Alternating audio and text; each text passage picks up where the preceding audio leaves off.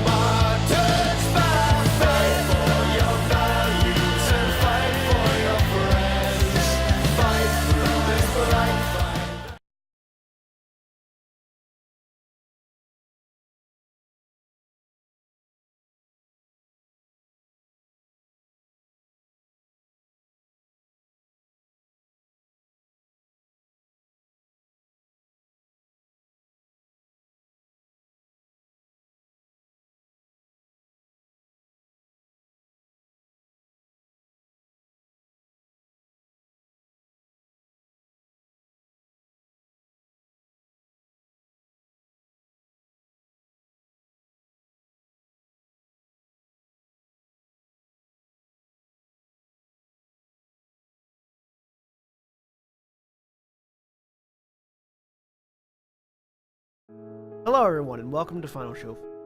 I'm John, the executive producer here, and I've just got a few pre-show notes for you. First of all, I want to let everybody know that our addresses have changed. Our Twitch channel has changed from Senstaku to twitch.tv/FinalShowFilms, and our YouTube channel has also changed to youtube.com/FinalShowFilms. Next, we want to thank our $20 tier supporters on Patreon, which is patreon.com/FFilms, by the way, if you want to go throw a couple bucks our way. That's going to be Cat Waterflame, Antitonic, Samantha Bates, and Maureen Monty. Thank you guys for that. Also, our website is in the process of getting updated, so go take a look at finalshowfilms.com. We've got Mara and Jeremy are working on updating all of our stuff there, making it look nice and like a modern website, and frankly, they know what they're doing far better than I or Austin ever did. So if you want to check out the things that are changing over there, you go do that. Follow us on Twitter at Final Show Films for updates for all future things, including things that are going on with our website and things that are going on with the Patreon page, and things that are going on live as we stream them, as well as our podcasts and everything else. So thank you very much for watching. Y'all have a good day. And we're live. Hello, everyone. Welcome back to Hunter the Vigil, Terminus Tendency. I'm William, and I'm the storyteller for this new World of Darkness Chronicle. I almost said campaign, but Chronicle is the term that World of Darkness likes to use. And joining me today, we have Jeremy.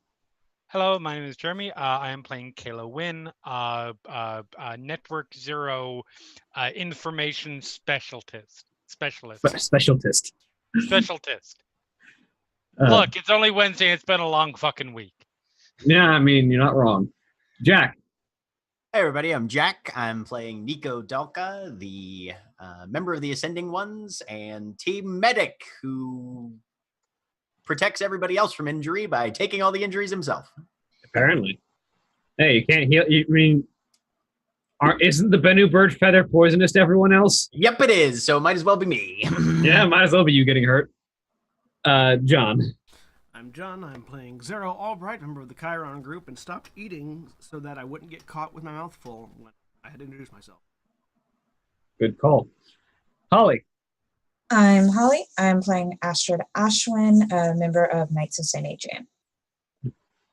And Craig. Hi, I'm Craig. I'm back. I'm playing Paul Phillips, Aegis Kaidoru acquisitions expert. And Aaron. Hi, I'm Aaron, and I am playing Drew, the Lucifuge scholar. Yep. And when last we left off, the majority of our group had made an expedition into the hedge, hoping to find the trail and potentially rescue the missing changelings who had been stolen from the hollow that the group had entered from, only to find that their trail ended at a door back to that led to the path back to Arcadia.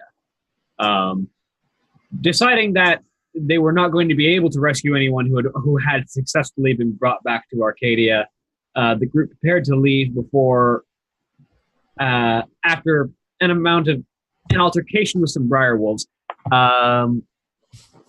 Colleen made the effort, after absorbing some additional magical energy from the one-eyed king that Paul had given her earlier, to shut this door to Arcadia, which is a task that no one else, including the changelings, knew was quite possible. Succeeding barely, she then collapsed under the exhaustion of the magical effort that it took, leaving the group with an unconscious conduit of the god machine on their hands in the middle of the hedge. But before we return to that, we jump ahead to an undisclosed location in a dark room as an individual continues to give his report.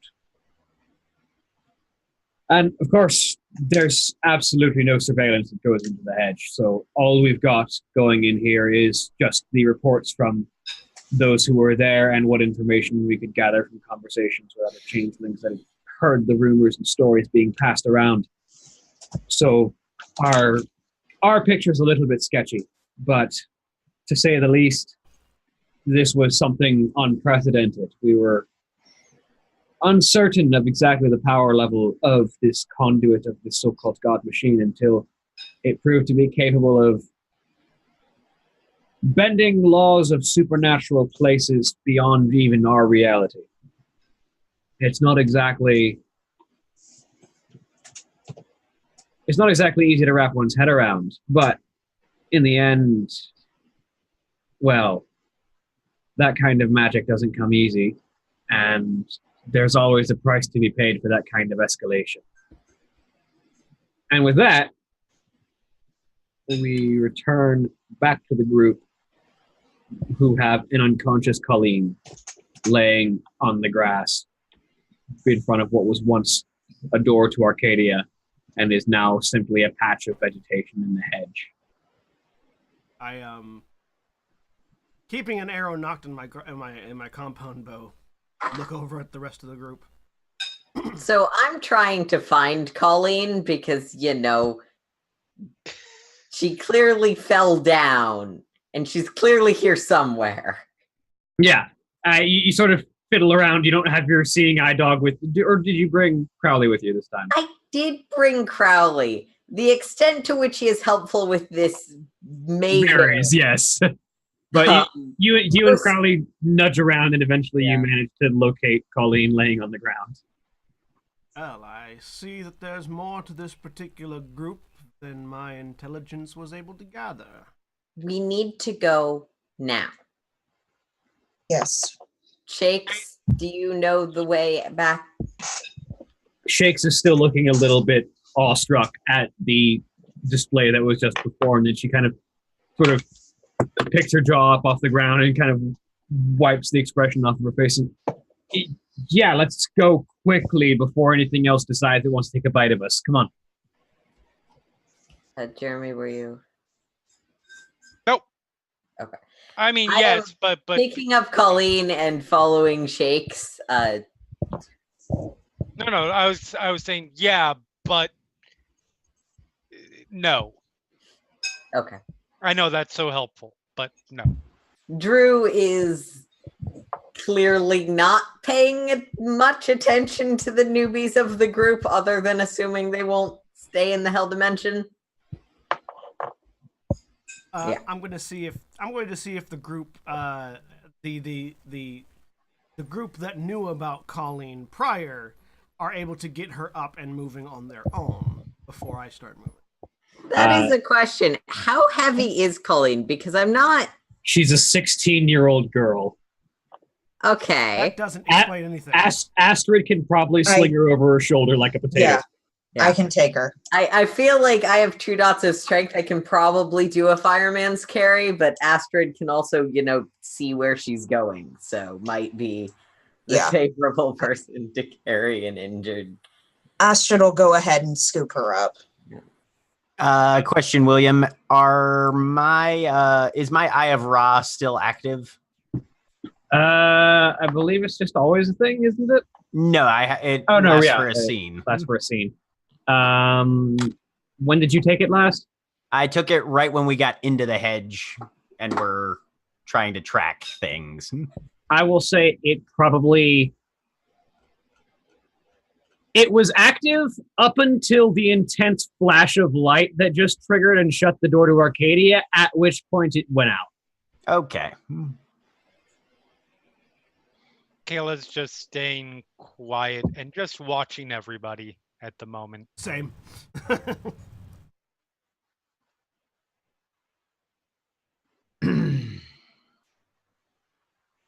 Nico just kind of stands up, kind of pokes at his side. Ow. And there isn't actual red fluid leaking out, so he's going to sort of readjust his body armor. And so we're going home now? Yes. There's not a lot else we can do here. How's everybody else feeling? I just sort of glanced down at the slash mark in my side, glance back up, shrug. I mean, All right, so you'll need that's some. a loaded question. Yeah. There's a lot of potential answers. You want to narrow that down? Hang on a second, Aggro Girl. Can I make sure she's okay? You talking to me? Yeah. You talking to me? Who, Colleen? Well, yeah, she's unconscious. That's generally when I start to, Yeah, work. let's get her back first.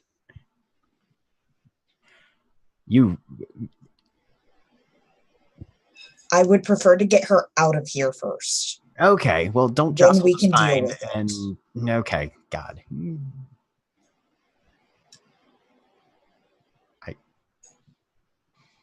Okay.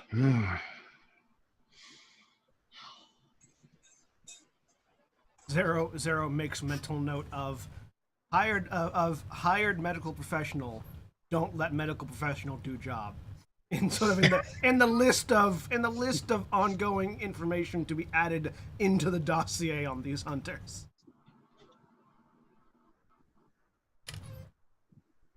Before presumably following them back if they're trying to move out. So Nico would be more insistent, but he did see her just pass out, not from injury or trauma. So that's the question. Where are we going? We're going back to my place. Right. Is it as simple as going back the way we just came? No, but follow me. Still, okay. As Jake moves forward, the hedges. That's my point. Where are we going? Go somewhere. I would like to follow you out of here. She's going. Yeah, she starts walking. The hedge is weird, and it moves and it shifts, but there are certain paths that remain noticeable, especially the changelings. So follow me. I'll see if I can't find our way back.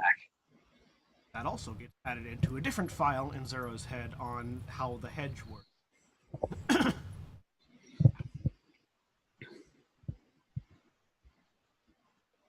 I feel like that file is primarily comprised of the word deeply contradiction. That's not a sentence, but the meaning was communicated. It's certainly in there. So, following shapes. So, as the group of you begin to make your way, trying to follow paths through the hedge, mostly following Shakes' lead as she sort of skirts in and around and takes turns that you were absolutely certain you did not take coming in, but she seems to be following some kind of path that she can sense, whether or not you can see it. Keeping an eye out for more of those briar wolves as well. Yeah. There's definitely a sense of activity in the hedge at all times, but it seems like whatever is out there is keeping distance from your group at the moment.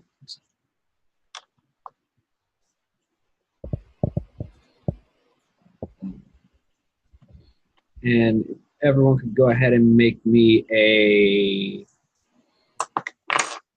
wits and composure roll. Cool.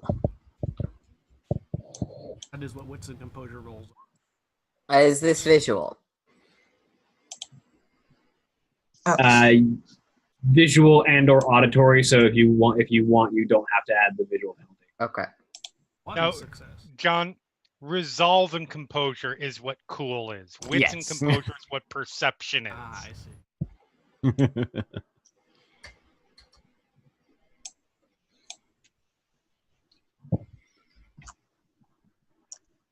Zero successes, but 5 damage.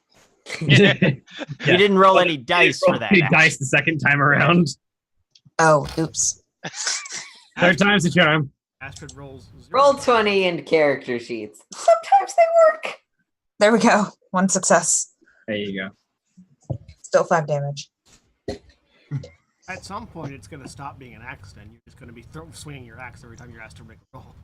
I just assume that's what Astrid does whenever anything needs to happen. Swing the axe. Yeah, Please don't. You're carrying an unconscious teenager. she'll be fine.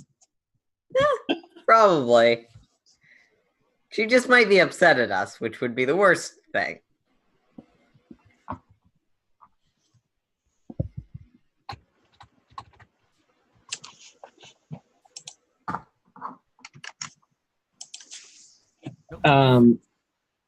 So,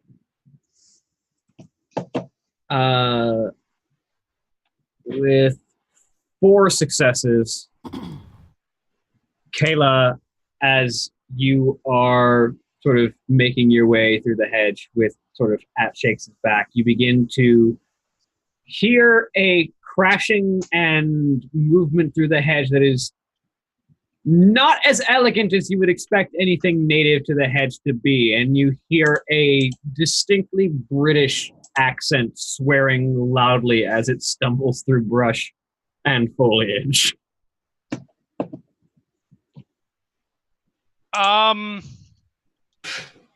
Is it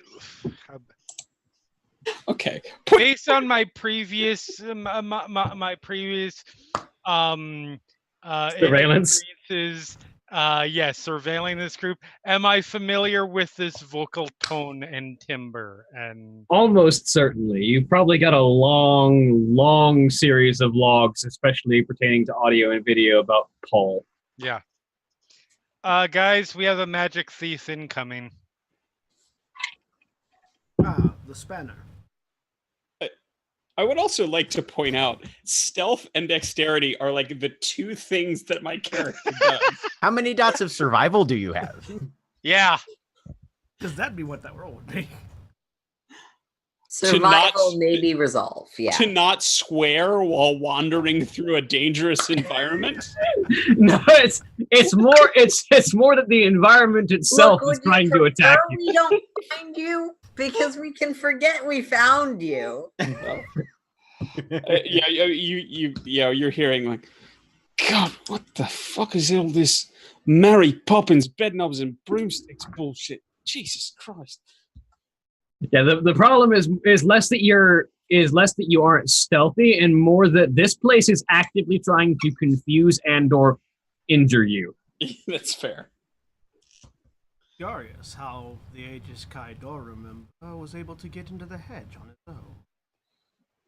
no, that's not curious at all. If anybody could get in, I would assume it would be. Hi, Paul. As Paul stumbles through a brush directly into the line of your group. Covered with leaves. Poison ivy probably dripping off his coat. Vines tangled around his loafers. He looks up, brushes himself off. Matter of fact, just give me a survival roll right now. Just give me wits and survival real quick. So just wits then? With the -1 for survival. Yeah, if you don't have any dots, that still impacts your roll. -1. 1 success. You've taken 1 point of bashing damage from the hedge trying to make your way through. Pretty impressive, to be honest. He's holding the bloodthirster, I think, and has been trying to use that as a very poor machete substitute. Okay, being familiar with I'm sorry, this is mean. Being familiar with like mythology and the lore of the supernatural as my primary area.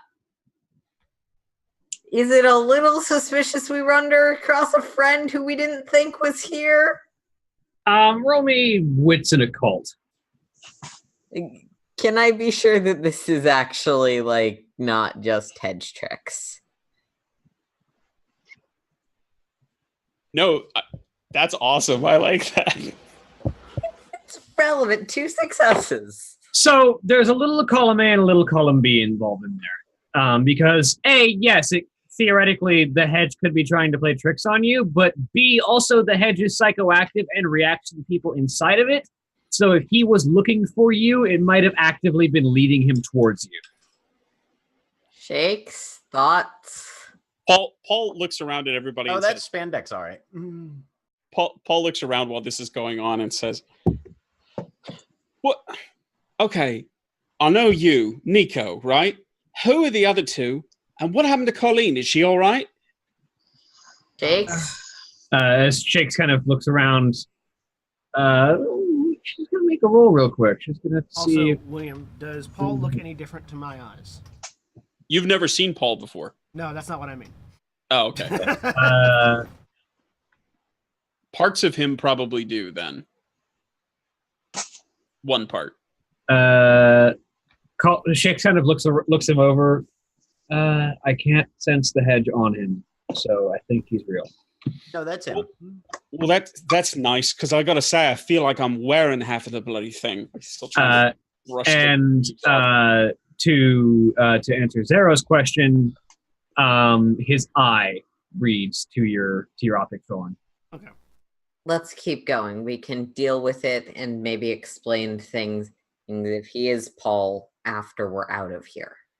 Third time. That's Paul. Yes, unless Does nobody creatures- fucking listen to the experts around here? Unless creatures of the hedge have a proclivity for claiming and utilizing Aegis Kaidor relics, particularly that one, I say pointing at Paul's eye, then it's Paul. Also, hello, I'm Zero Albright, Director of Operations at Chiron Group. I'm Caleb. Gonna gesture to Astrid in the rough direction of continue moving. Yeah, I don't care if it's Santa Claus, guys. We need to keep moving. Oh, it's not Santa Claus. He's held in a highly secret facility. Good to know. It's not a Chiron Group facility either. Paul grins and says, "I thought we were the only ones who knew the location of the sleigh." Right, fine.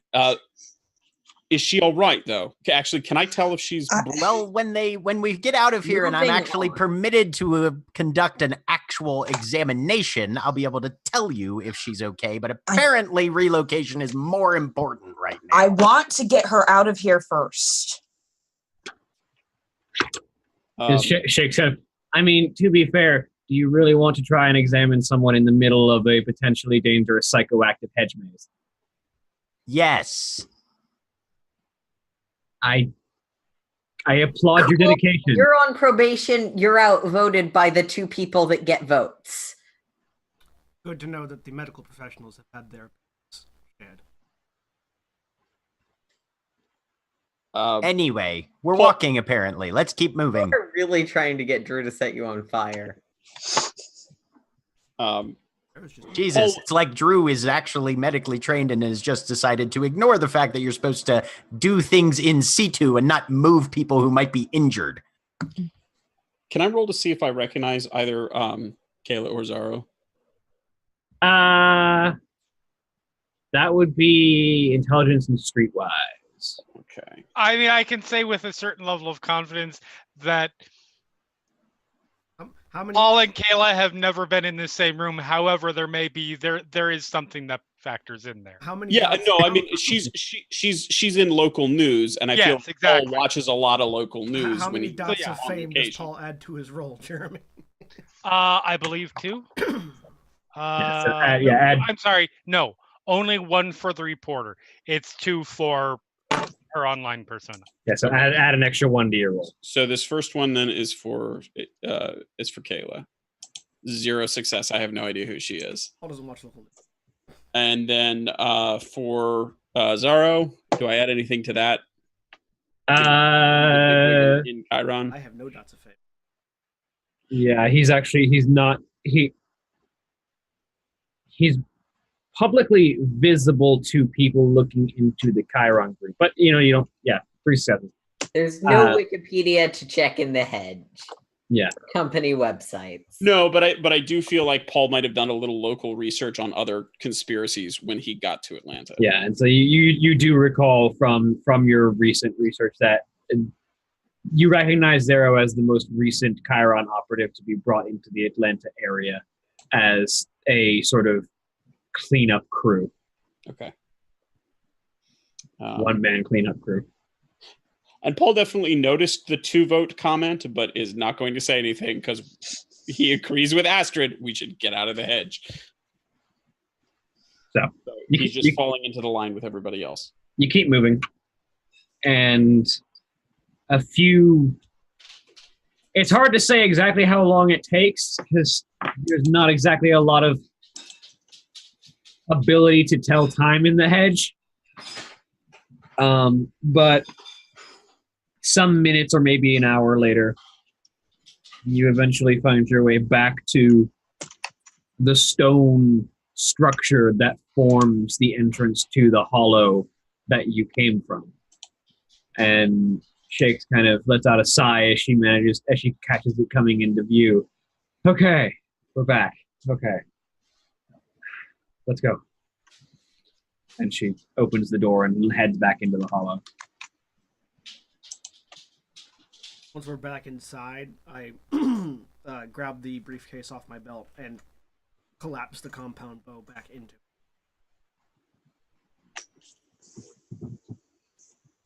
As the last If person...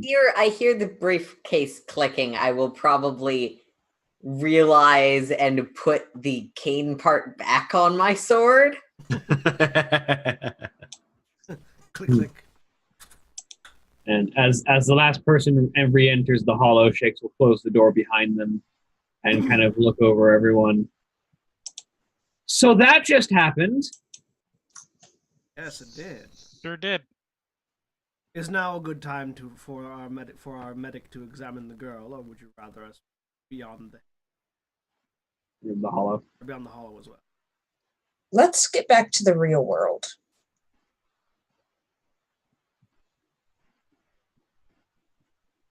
Indicate for Shake's lead. I mean, it's a straight shot across the room at this point. So you head across, and she opens the door out of the hollow into the real, and you all step through. Do you mind if we use your apartment, Shakes? It's not my apartment, and at the moment, it's not anybody's apartment. So feel free. All right. Did that Set wrap her up down everything somewhere, and then everybody get the fuck out of the room. I'm not leaving her. Then you're going to stand in the corner. Look, I Fine. appreciate that you're the medic. Heck, some of us... Shut your goddamn mouth. I don't want to hear it right now. Best to do as he said. We invited you to see if you were interested and useful. If you're not, you can leave. I'm He's interested trying and to I'm be important. useful. He's but trying to you be useful. are objecting to my actual practices. And if you're not going to let me do my job, then there's no point in me working with you. But if we're going to actually be effective at what we're doing, and if my job is to keep people alive, you need to let me do that and take your uneducated ass out of here now. I understand you want to do your job, but we don't know how things work in there. So I wanted to get her out first because I don't know if you doing your job is going to hurt her in there because we don't know how stuff works. Look, if the situation we're in has bullets flying or other hazardous circumstances, yeah, doing a full-on diagnostic there is not probably going to be the best tactical thing. But we moved fairly safely through it until we were attacked by the indigenous fauna. And at the time, we had plenty of visibility. And we had someone who had just undergone a potentially neurologically hazardous circumstance. And your immediate reaction was, let's pack her on my shoulder out through a potentially hazardous environment before. Oh, I didn't realize you were the expert on I'm the psychological talking. effects of using supernatural powers. Look, we've removed ourselves from the environment. Let's let the medic do medic things. We can have an argument about it after the fact, after we know that Colleen's all right. Fine. Let's go stand in the fucking corner. Starts breaking out his bag. All right, roll me intelligence and medicine. Okay. Drew will leave, but the dog is not leaving. There is a hellhound. Actually, I don't know if you probably could at one point see that it was a hellhound. Yeah, probably just recently, actually, would be my guess. Yeah, because he hadn't taken the red resin until just now. So yeah, so the dog started coding extremely odd to Nico there, probably. Yeah. 4 successes on the diagnosis. I spent a willpower, if that's okay. That's fine. Cool. So looking her over, there's a certain amount of physical fatigue. You can only surmise that it's the same amount of physical fatigue one would see from an extremely strenuous exercise, like overexertion. you can only assume that level of magic has a high calorie intensity. But the greatest concern mostly seems to be a lack of mental activity. She seems to have mentally shut down. You're not even seeing any rapid eye movement, which implies that she is, at the moment, not going to be responsive to just about any stimuli. Okay. Am I thinking coma or not quite that bad? What am I thinking here? There's a couple of steps between unconscious and coma. Mhm. She's definitely a few steps away from unconscious, but not leaning on the closer side to coma. Okay. Seems like she was taxed rather severely by whatever that last bit was. It's We'll have almost to keep like an eye on her. information you don't. We'll have to keep an eye on her. And Paul, do you have any magic shit with you that you can part with? wait, is Drew in the room or out of the room? Oh, Drew is in the corner Oh, where okay. everyone went. Okay. because no one is I thought you said Oh. Drew had left the room. I left the room to pack my stuff into my car. I think a couple people actually have left the room. For the record, Okay. Kayla was Oh, one of them. no, there's just a dog directly next to you and a Drew in the corner. Okay. All right. No worries. You're muted, by the way, Craig, if you just said something. Oh, sorry. Yeah, I was saying Paul's in the corner, and I think Astrid's in the corner too. Oh yeah, that's just not like I didn't want to interrupt the mechanics of the heal, but I think while that's going on, there's definitely a conversation that would happen over in the corner with the others. Paul says, "So, did you all lose my phone number, or you just kind of figured it was time to go back in?"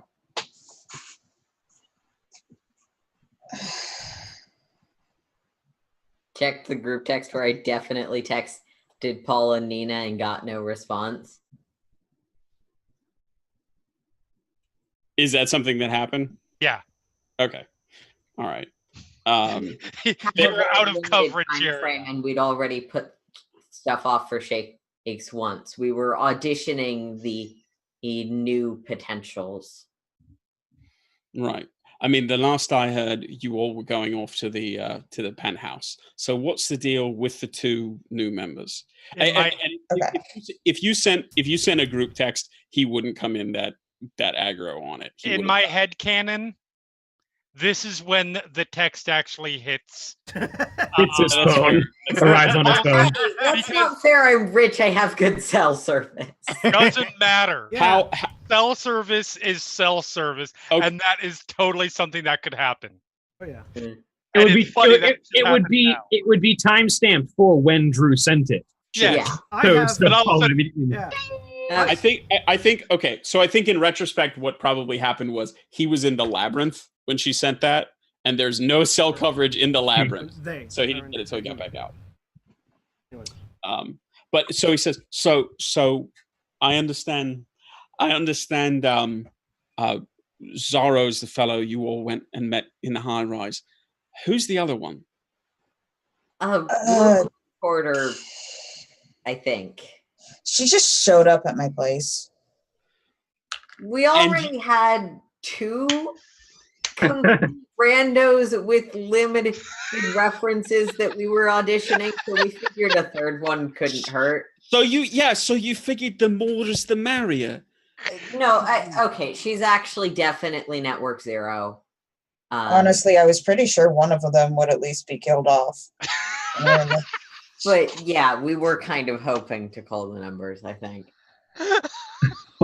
Shit. But I guess we don't really have a fucking choice now because Colleen kind of made a lot of things that we can't explain we can't really let them go off and do whatever the Chiron would do with the information about Colleen. And honestly, Network Zero's not that much better from what I know about them. Yeah, I got to say, that would have been my concern had I been looped in. Speaking of which, I think we need to reconsider this whole two He's a people get teenager. votes, considering where 2 votes has already gotten us tonight. What happened to Colleen? Is she all right? I honestly don't know. She closed the door to whatever that was. The And then- fairylandy side of fairyland. That she used a bunch of power. Which is why she doesn't need medical treatment. She needs to eat some magic, probably. Going by how Colleen's powers have always worked in the past. What? I don't. But she doesn't go around like bloody Pac-Man eating up power pills. It's happened by accident once that I've seen. She's every other time. I mean, has she told you that she needs magic to live? Is that something that we've She seen? told all of us that when it first happened. She was weird, and then she felt better, but also had magic tattoos. And then, but she was keep in in a mind place that that's right all magic. right before opening the gate, she drained whatever coin you gave her. Okay, did that help? Well, clearly she needed the extra boost to start.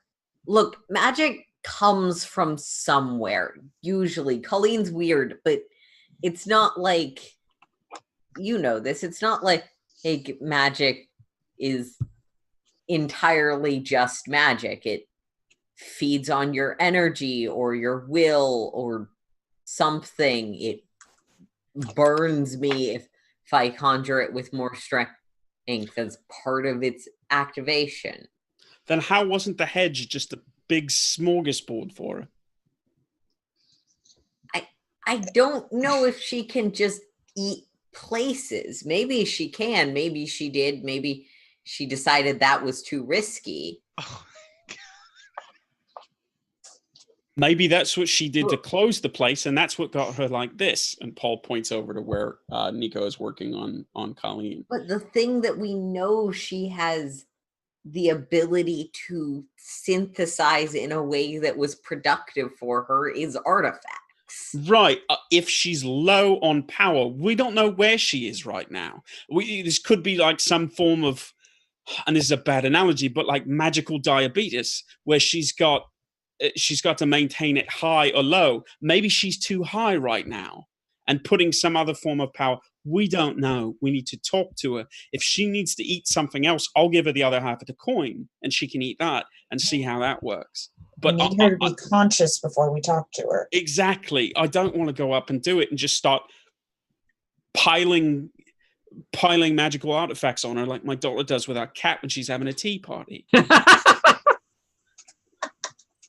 Every So bit you'd of prefer time. she be filled with random drugs that are also probably magic, but a She magic we fills don't know herself if she with can random synthesize. drugs on a daily basis. I'd rather her get some form of structured medical Magic care. drugs she chooses. I'll look over at Nico again. What is he doing Right now, Mostly in he's diagnosis. Right, yeah, but right now he's peeling off the gloves, putting them in a bag. Has he And- given her a shot of anything? Nope. Okay. So Paul will just sort of point over in that direction and say, she's not getting injections of anything. We need to see what she does, make sure she's stable. If she's not, and that I guess that's probably about when Nico would have finished. Yeah. Nico will stand up, just kind of put his hands behind his back, and then just turn towards the three of you and wait. Paul looks over. Paul stops talking and looks over at you expectantly. And she appears to be stable. And while she's unconscious and will probably require a good deal of observation, I'm not immediately concerned for her well-being. Definite signs of strain and exhaustion, probably sustained over the past week, if not longer. I would like to apologize for my earlier outburst. Was rather unwarranted, and I'd prefer to discuss operational procedure going forward in a more tactful manner. I'd appreciate that, and I apologize as well. You may have noticed we have wildly varying degrees of professionalism within this group. Well, we also came out of a less than calm alternate environment, which may have contributed Can to she everyone's. Can she be moved? At this point, I would exercise care, but I don't see it as out of the question. Paul will look over to Astrid. Is it your place is close by? Yeah, it's not far. Can we move it to there? Yeah. He looks back to Nico to double check. Do you know? Let me ask first, out of character. Do I know if Nico knows where Astrid's apartment is yet? I mean, Nico's been there, yes. Nico's been there, yeah, Okay, and I think you would probably have been aware of that. I think I was there, okay. Tangentially, yeah. Mm-hmm. Can we get her that far without problems? Oh yeah, no, I don't think that would be a problem. You do know the immediate recommendation if she is physically exhausted, she's going to at least need hydration. Mm-hmm. We'll need to get some fluids in her. I can once we get her into a bed, I'll hook up a saline drip and proceed from there. Because there's information you don't have, I'll explain the part of it that's relevant to you. Ooh, Magic and Colleen get along in weird ways. Probably best to stick to things that are strictly mundane, unless you know better, which you don't. As far as practice goes, I don't utilize anything beyond the mundane unless strongly indicated that is the only option. But I appreciate the information. Seems like a reasonable approach. Drew has been in a bad mood today, and this does not help. Paul is also not super thrilled right now. Same with Astrid. Okay, neither is Zero. He's a professional. Yeah, you people and your professionalism and not having blood magic that automatically drafted you into this war. Yeah, valid. Don't make me point at the eye again. I pointed at the eye earlier. We've already had our point at the eye moment. For the record, I like it when you point at the eye. Kayla has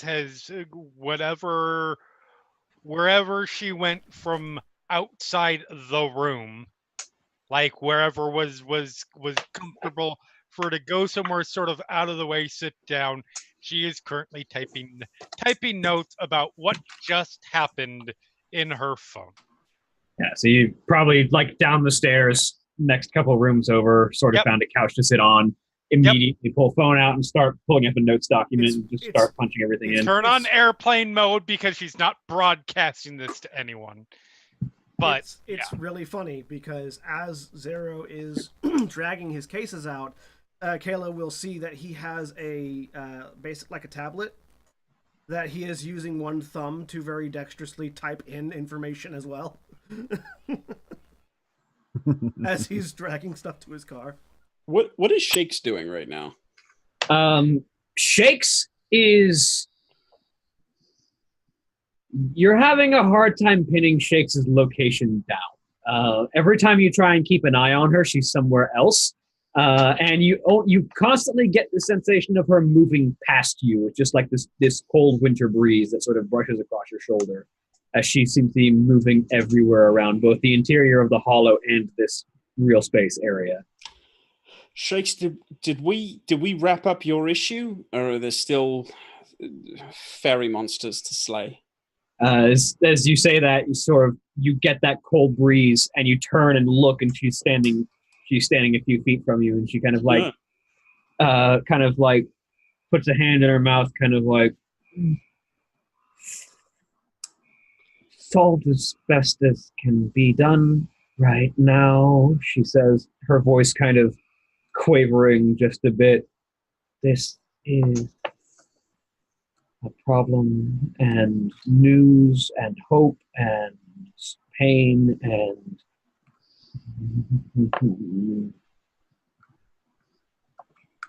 We need to tend to Colleen. Can you deal with your stuff until we deal with that at least? Yeah, yes. She seems to be shivering just a little bit, as if she's cold, which is odd considering her nature, as far as you know. We are, as Drew said, we are going to get Colleen somewhere safe, but Do you need medical assistance? No, I should be fine. I'm just coping with a lot of new information right now. Do you want to come by and check in when you've recovered? That might be good. You can see her breath is just frosting in the air, even though it's not remotely cool. Just every time she speaks or exhales, there's just this puff of ice. Paul watches this for a little bit and says, "This is probably a stupid question. Do you want to borrow my jacket?" That won't help. That's kind of what I figured. All right, well, let's get you some space, and let's get our folks somewhere stable where we can make sure that they're stable. And he looks back at Drew and Astrid and said, "Does that sound all right? We can bring the new recruits with us and maybe have a little bit of a chat and catch everybody up." Mm-hmm. Are Archer and Alexander still with us, by the way? Yes. As soon as the situation cleared and the medical situation started happening, they both stepped outside and out of the building to have presumably their own private conversation. Okay. 'Cause it's nighttime. Also, there's blood in that room, possibly, depending on what we choose to do. I think there's definitely blood because of Nico, right? Yep. How is Nico looking? I mean, he seems to be operating. I mean, he's definitely injured, but he seems to be operating more or less at completely full capacity. Do you need to take a break? Certainly, the rest of us can handle the carry. You need to be carried, or you're all right on your own? I can walk. All right. I'll handle this whole thing after we get her set up with what she needs. Is he gesturing to his whole deal? Yeah. Okay. All right. And then, all right. What's the best way to carry her then, so that we don't risk any further harm? Nico will glance around. Are there any like curtain rods, bed sheets, anything like that in here? He wants to try and rig up a stretcher. You could possibly rig up a stretcher. Go ahead and just roll me wits and Crafts. Yeah. Not coming into the room, there will be a text to Nico's phone from Zeros saying that if he requires any additional medical equipment, I do have an ambulance on standby. So with two successes, you can probably rig together a quick stretcher. You would recommend not using it for too long, just because the support beams are made out of curtain rods, which are not notoriously sturdy. Right. That seems fair. I mean, he'll take another time period and make another roll to see if he can reinforce it a little bit. Sure. Make another one. Okay. Make it an extended roll. Why not? I have a closet full 3! Even rods. better.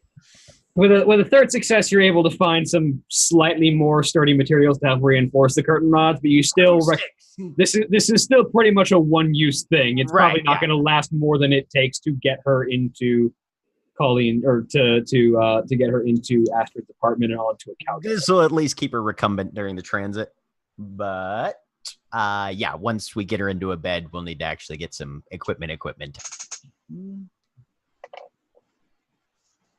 If we're going to move her again.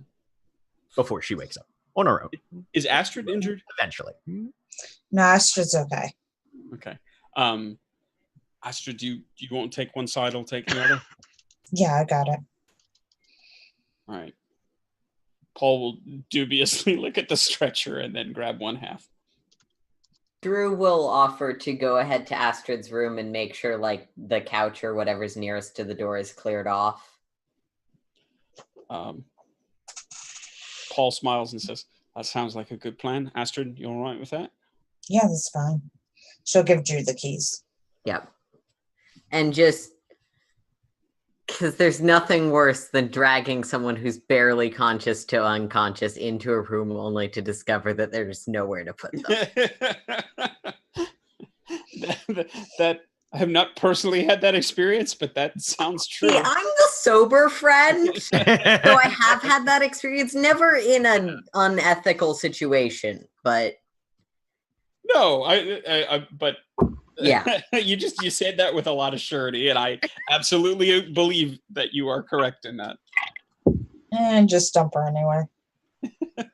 Yeah, and Drew will be, to the extent that he can be, pretty careful. To anything that's on the couch or whatever will get put somewhere that's reasonably safe, easy to find. This The apartment couch doesn't have any offensive cushions. the couch can fold out pretty easy to accommodate, so you just sort of like pull the bottom half of the couch out to form more of a bed, and just clear it off, put pillows and stuff to the side, and sort of clear the walk space that they would need to travel through to get to the couch. And by the time you're done with that, Paul and Ashford are coming in the door. So. Cool. So presumably the two of you sat Colleen on the couch. Mm-hmm. And Nico will just take the next hour to basically rig up his normal, hi, I've been called to do emergency medicine in somebody's living room shtick. So he'll pull all his shit out of his car and get an IV in her and that sort of thing. Make sure she's getting fluids. Is he using anything unusual? He is not. All of this stuff looks like he pulled it out of either the back of an ambulance or an actual hospital. All right.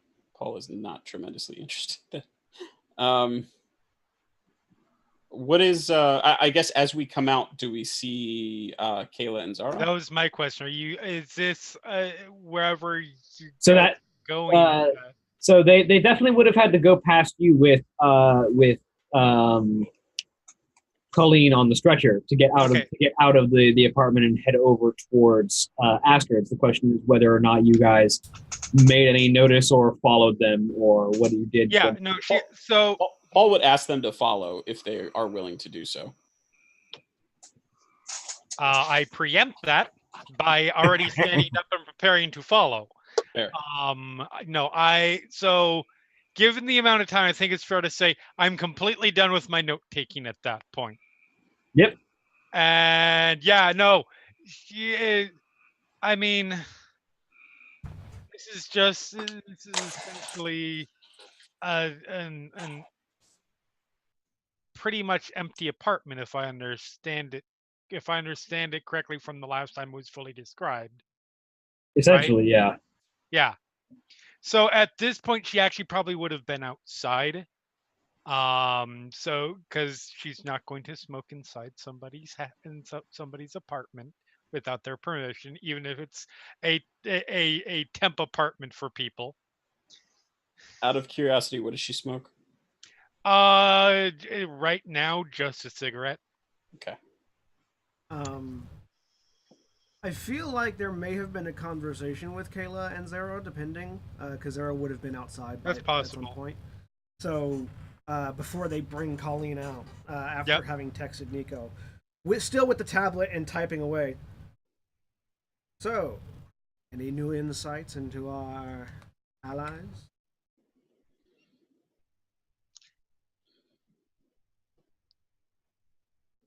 I mean, this doesn't everything that from the trip into the whatever it was that they said head. Yes. I think that's what the Angelin said. From that all the way through, and what's going on says. No, I think it's fair to say that this is pretty much exactly what I expected. I did my homework. I knew kind of the group that I was getting in. I didn't do any of the research myself on my end. It was all the Chiron Group's previous director. So, isn't he the one that you replaced for massive incompetence or some shit like that? Indeed. So maybe next time, do your own research immediately following that after. There hadn't been quite enough time. The dossiers had plenty of tactical information that appears to be accurate. It had less interpersonal Right. information. I mean, look, I'm gonna be honest here. This is a group that currently consists of literally somebody different. Everybody is literally from a different compact or conspiracy. Indeed. This is the based on everything that I'm familiar with about the kind of information that gets passed along to me. I'm fairly well known. A lot of people pass information on to me at this point. I don't have to go searching for it. Based on the information this is actually exceedingly well getting together and single-minded for a group like that. So, especially one that just got half of its people switched out. Fair enough. Or let me rephrase that. Half of the people just left, and maybe there are replacements. So, yeah, it's fine. Give them time, they'll get comfortable. Out of curiosity, I assume you did research on me. That may be possible. I'm curious as to what you found. I bet you are. Just sort of smiles.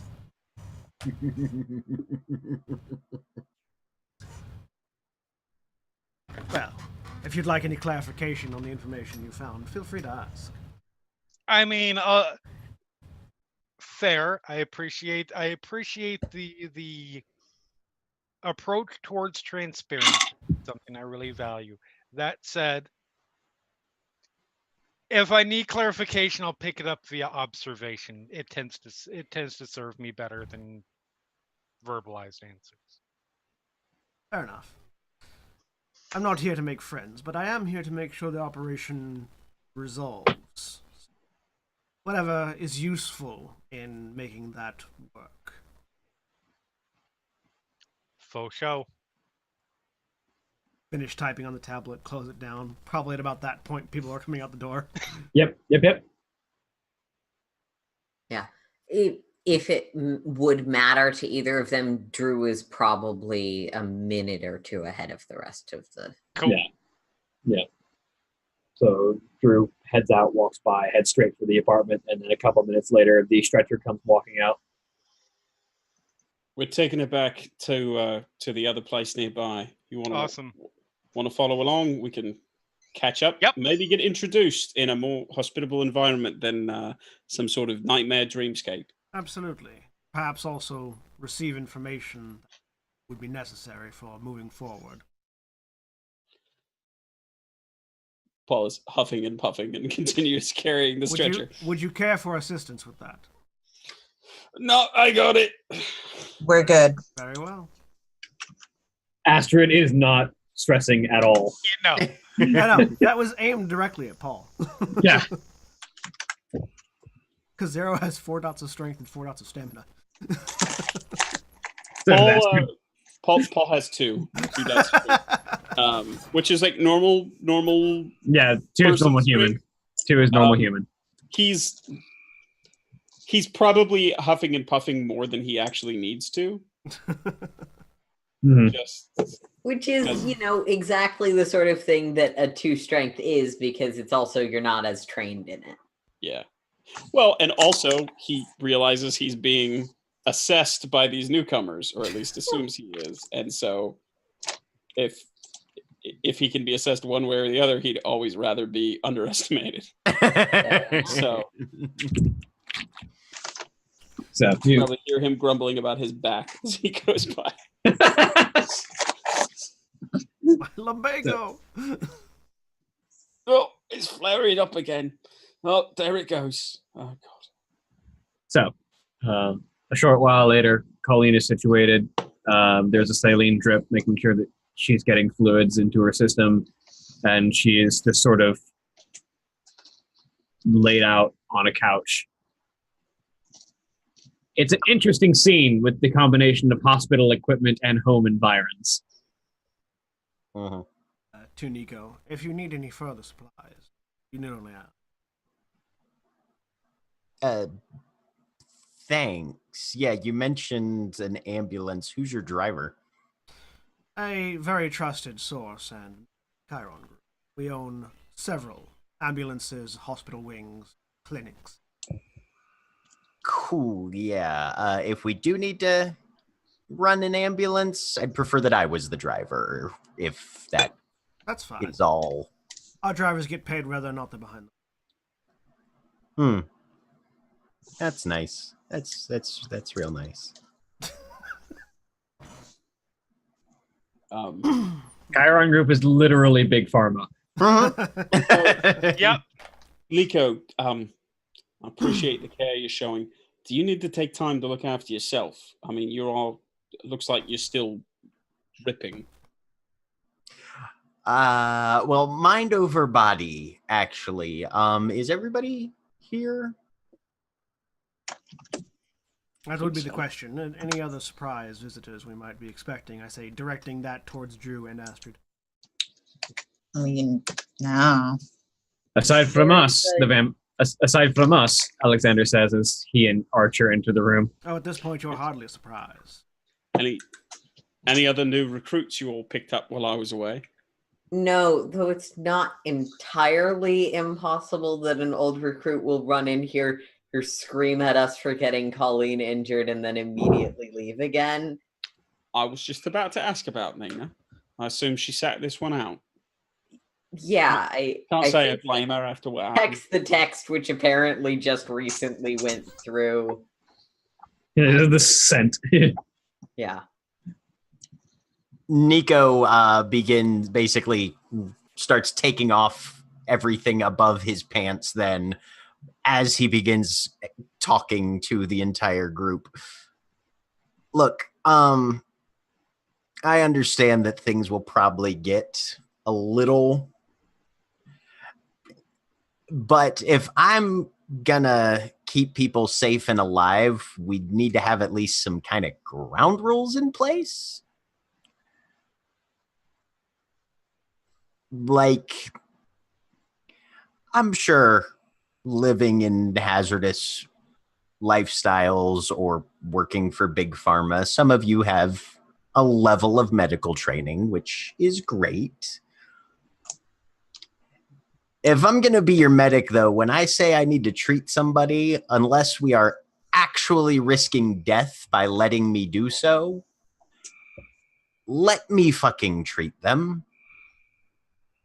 You haven't been with her for the past however long, and you don't know her. You don't know what was happening in there. I was just looking out for her. To be fair, And-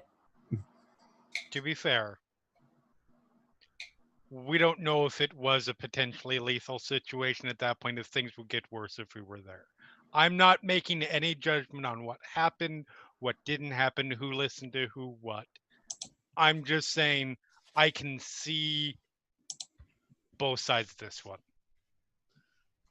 Yes. Listening to the Arcana expert about what is clearly a magical emergency seems to be absurd. Who would do that? Speaking of clearly a magical emergency, it would also likely help our medic to have a full diagnostic information regarding his patient. So the information that the two, now three of you, have very clearly been withholding would likely be very useful for the rest of us to assist. I don't disagree. However, that's not my decision to make. That's Colleen's story. Need to decide if she wants to disclose it to any of you. And one discussion at a time, if we can. Yes, the place we were at was something that none of us particularly understood terribly well. Right. But we did have someone with us who was more or less as much of an expert And if that individual had said, actually, we're in very bad danger here and we need to wait, that would be one thing. But based on everybody's interactions, none of you know any more about that place than I did. So when I say I need to treat somebody, I don't want to hear the conclusions that you're jumping to that aren't actually based in actual knowledge necessarily right away. I understand that everybody has, their own They're perspectives. totally absurd and superstition only. Okay. It's not like we all work Drew, in the business your of sarcasm knowing that doesn't magic is assist in real. anything. All right. Each of us has an area with which we're familiar. If we're going And to here's function the as a problem. proper team, we need to focus on those. And here's the problem. In this situation, we didn't know whether it was a medical situation, an arcane situation, and Nico makes a good point. Nobody thought to ask. Shakes? Look, But I apologize. I don't mean to sidetrack the discussion. Hmm. What's your name?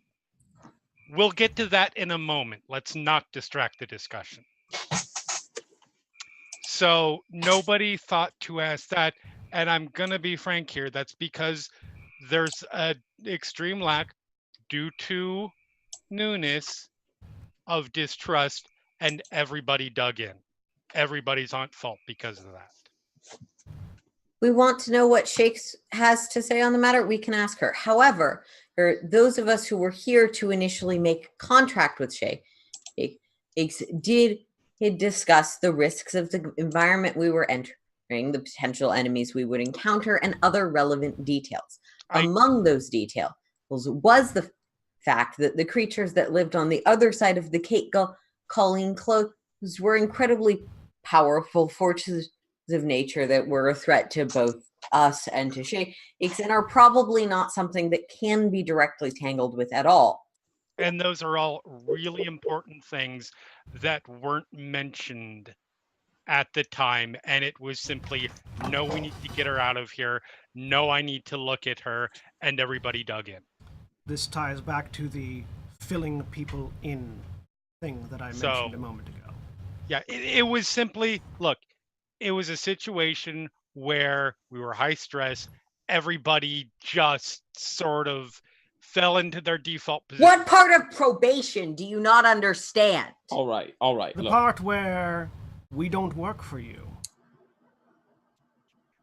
I'm sorry. Has money changed hands from you to anyone else? I asked your group for assistance. You asked me for assistance. We're allies, not employees. If you would like to continue swinging your dick around, by all means, you'll find yourself standing with a very small group of people to help you, and a very wide group of enemies to stand against you. I'd recommend... I don't need to hear I would recommend that you take a moment to breathe. And stop trying to... thought? Yes. I will stop myself in mid-sentence and turn towards Caleb. Thank you. I want to point out, by the way, Drew, I'm not trying to defend my doing anything because I was specifically not involved in this conversation. I'm not trying to say you should listen to me because I'm a full-time partner here. Because I'm not, and didn't even have anything to do with this situation. I was an observer who's very neutral in this situation and noticed a lot of things happening. I'm simply offering my perspective. So what I would suggest, and you can take this for what value you put on it. What happened there was a highly charged emotional situation. It's done with. I think that litigating that one situation for the next half hour or whatever probably isn't going to be productive because everybody's just going to dig in further. Well, and one thing that does occur to me as a slightly more positive light on this whole thing is that I think everybody's reactions were based on the fact that we were all very concerned about the young lady that's unconscious on the couch right now. So while we were sort of coming at it from different angles, we did have, I think, a fairly common objective / motivation. Correct me if I'm wrong. So that at least is one maybe positive. I don't know. Yeah. Paul is just sort of standing back Yeah. and listening to everybody at this point because he wasn't in the action. Character probation was explicitly the term agreed to by the new party members. So. Astrid is very obviously just biting her tongue right now. It wasn't, but that's a discussion for another time. So, we're done yelling and attempting to assert authorities. Would we care to update those of us who don't have all the information we need on the full situation now? I believe that is likely the easiest to explain from the one who is currently unconscious. I'm not talking about her nature. I'm Pauline talking needs about to comment to that. I'm not talking about her nature. That can wait until she awakes, if she awakes. I'm more referring to any other side schemes or scams that were failed to be mentioned prior. I mean, just before everybody's we- name. Not everyone knows the story of why you're here. Before we start getting into that stuff, let's go ahead and do the fucking introductions at this point, Very well. I'll begin. if that's cool. My name is Zero. Oh, sorry. I said I would No, begin, go ahead. but Go ahead. Do your thing. My name is Zero Albright. I'm the Director of Operations of the Chiron Group for Atlanta, newly arrived. I'm the replacement for the previous Director of Operations who, under potentially ill-advised circumstances, I'm not here to defend his actions, decided to acquire the corpse of a Lucifuge operative who died in a gas station fire and reanimate it. The reanimated corpse is walking around as what some of you may know as the Torch, or Man on Fire. I am here to put an end to that individual. And in doing so, I can gladly do it on my own, but figured that working with the group of hunters that were currently operating very loudly and obviously within the city would allow me to, at the very least, get the job done quickly. Can I, as soon as he mentions Lucifuge, can I watch Drew and see if Drew reacts at all? Drew doesn't react. I rolled for that. But go for it. Roll me wits and empathy. Okay.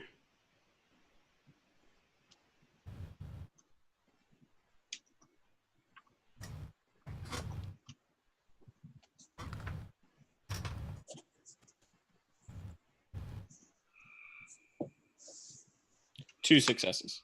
With 2 successes, there's a very pointed non-reaction from Drew. Drew is definitely making an effort not to react to that.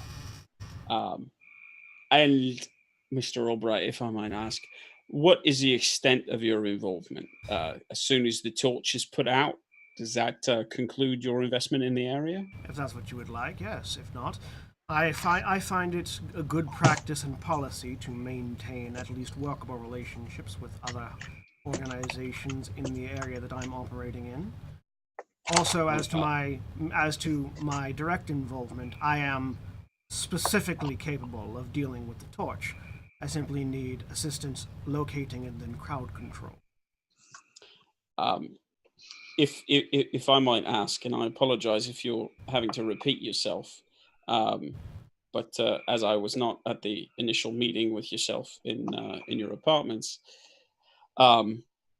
what sort of knowledge does the Chiron Group have regarding the overall level of increased activity in the Atlanta area? William, do we have any knowledge of that other than that it's happening?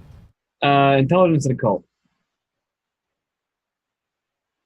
This is determining how much the Chiron Group knows in general. 3 successes. You would know what they know. The Chiron Group is aware that individual groups of supernaturals are each approaching for different reasons, all of which they are theorizing is sort of coalescing under the same umbrella. They don't know the exact source, but they're assuming that something is luring supernaturals either via deception or via some innate pulse or ability that draws supernaturals in. The current working theory is that something is pulling various supernatural groups and organizations into the city for some unknown purpose. Either several somethings unique to each group, or one something that each group feels is unique to them. That's roughly the amount of information we have at the moment.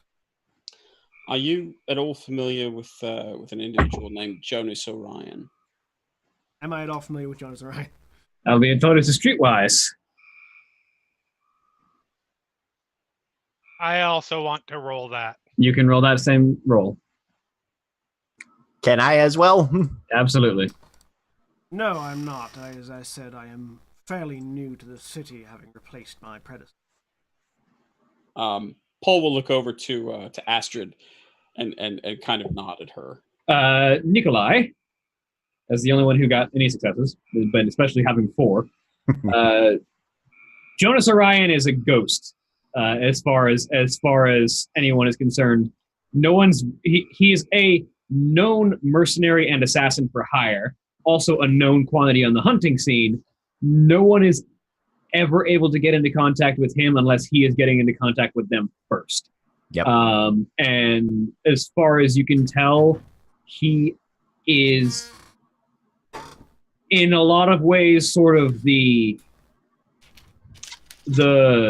Rorschach boogeyman of the Atlanta hunting scene. Right. He is the one who keeps hunters in line and makes sure that at the very least the hunt keeps going the way it's supposed to go. Oh shit! You guys know the ghost with the gun? That's actually a good nickname. Paul He's a good looks friend of over, mine. Paul looks over to Nico. Is about to respond. Damn. Winces a little bit as Astrid responds, and says, "Some of us more than others, apparently. But how about yourself?" I mean, yeah, I hear stories. There's stories. But not specific. There's a ton of contacted. stories. All right. No, I've never met the guy. Wow. Okay. He's our mentor, Archer says, standing next to Astrid. That definitely explains a few things. Okay. Double wince. One final bit of information before we change topics. One that I feel is necessary going forward for certain members of this group. Reaches into a bag on his hip and pulls out a butane torch. The vampires may wish to step back.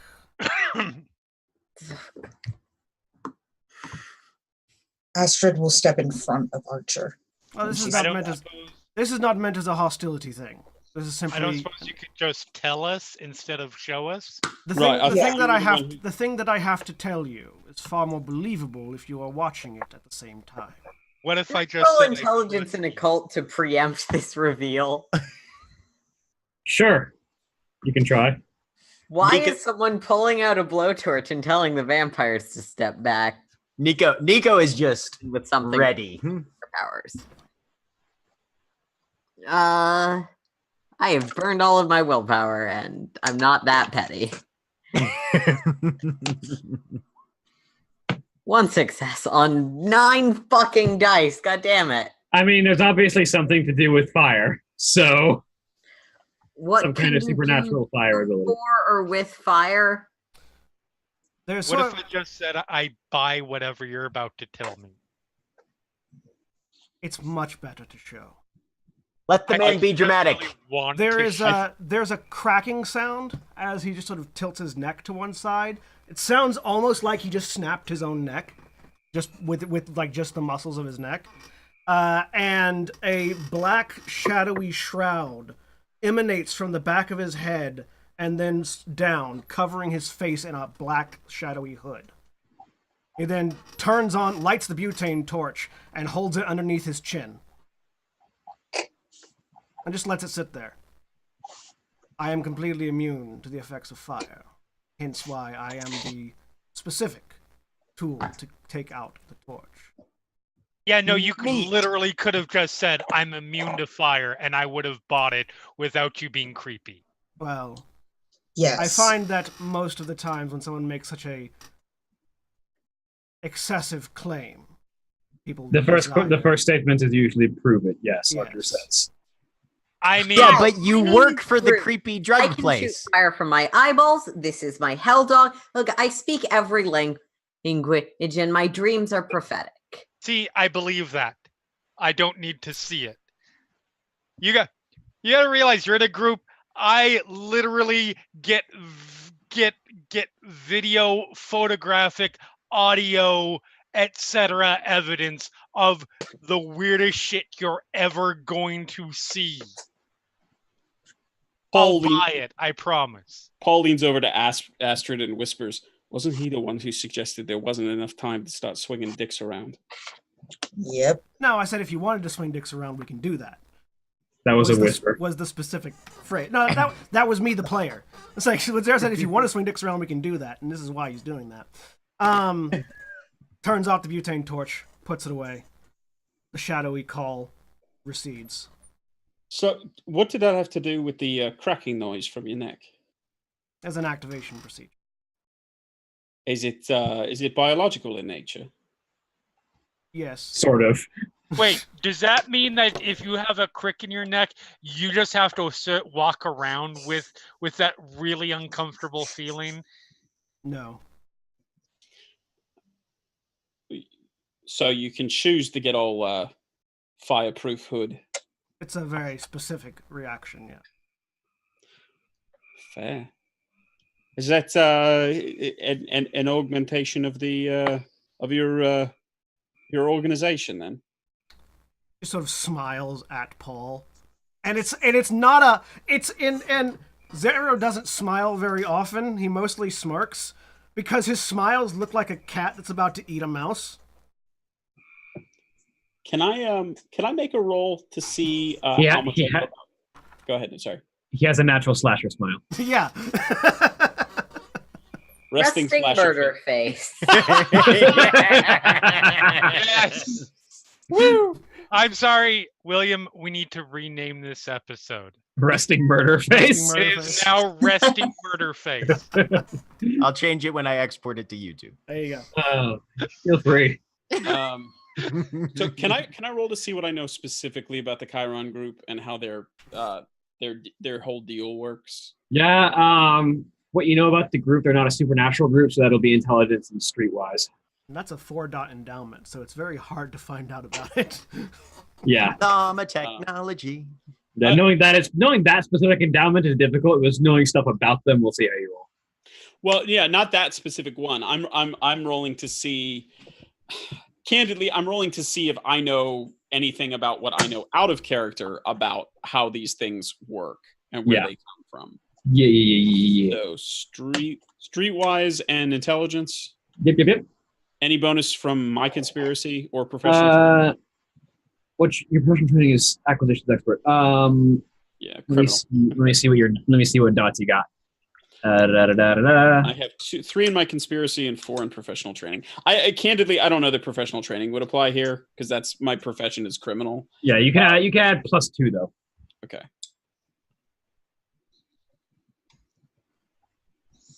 While that's being rolled. In addition to that, I have no need of particular weapons that you may have Only noticed one. in your previous interactions with the torch. Metal weapons tend to be useless. With the one fire extinguishers. with the one success, you know that the Chiron group is all about augmentation, and that's about the extent of your knowledge. Their gimmick, as far as hunter groups can be said to have gimmicks, is biological super soldiers. Okay. And So that absolutely pairs with what our experience has been. So how do we take him down? I hold up my hand, and the nails extend into claws. Physical attacks from a fire-resistant being. All right. Um, physical attacks. Interventions before we start planning our next escapade. No, I'm simply allowing you the full breadth of knowledge of my capabilities. Yeah. Physical. All right. K7 Letha, I think you've had your turn. Wait, just one further question on that rather salient point. Physical attacks from anything fire resistant, or it has to be delivered by someone from your group? Anything would work. You simply have to be able to break through the fire shielding. All right. Sorry, and he turns Swing. back to Nico. You have to swing with something that isn't going to melt before it hits him. Precisely. Paul smiles a little bit and says, all right, that's good to know. You're Wants not to go coming next? third. We've missed the first half of that sentence, Aaron. Who wants to go next?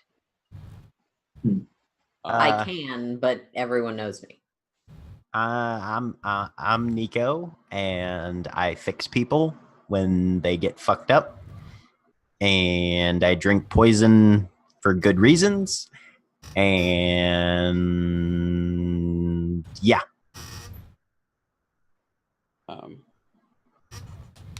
Mithridates died old, Archer says. Well, His mental notes go hunteriest hunter that ever hunted. yeah, no, but Order of the Phoenix, Ascending Ones, Order of the Southern Temple specifically, and yeah, I do weird shit with chemicals. Is Order of the Southern Temple, was that just the local branch, or is that a specific organization within your larger order? We're the traditional ones and the generally less religious ones. Well, I mean, like vaguely more mystical, traditional, I guess. Like you've got the churchy Muslim people as well, but I'm more of the Hermes Trismegistus side of things.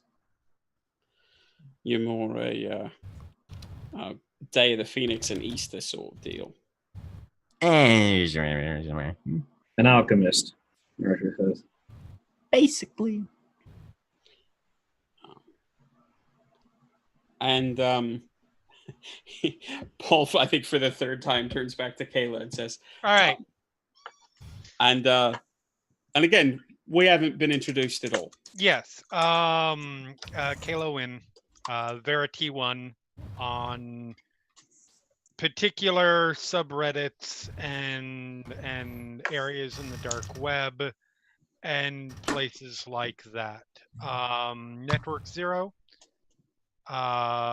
Also crime beat reporter for various publications here in the city, elsewhere.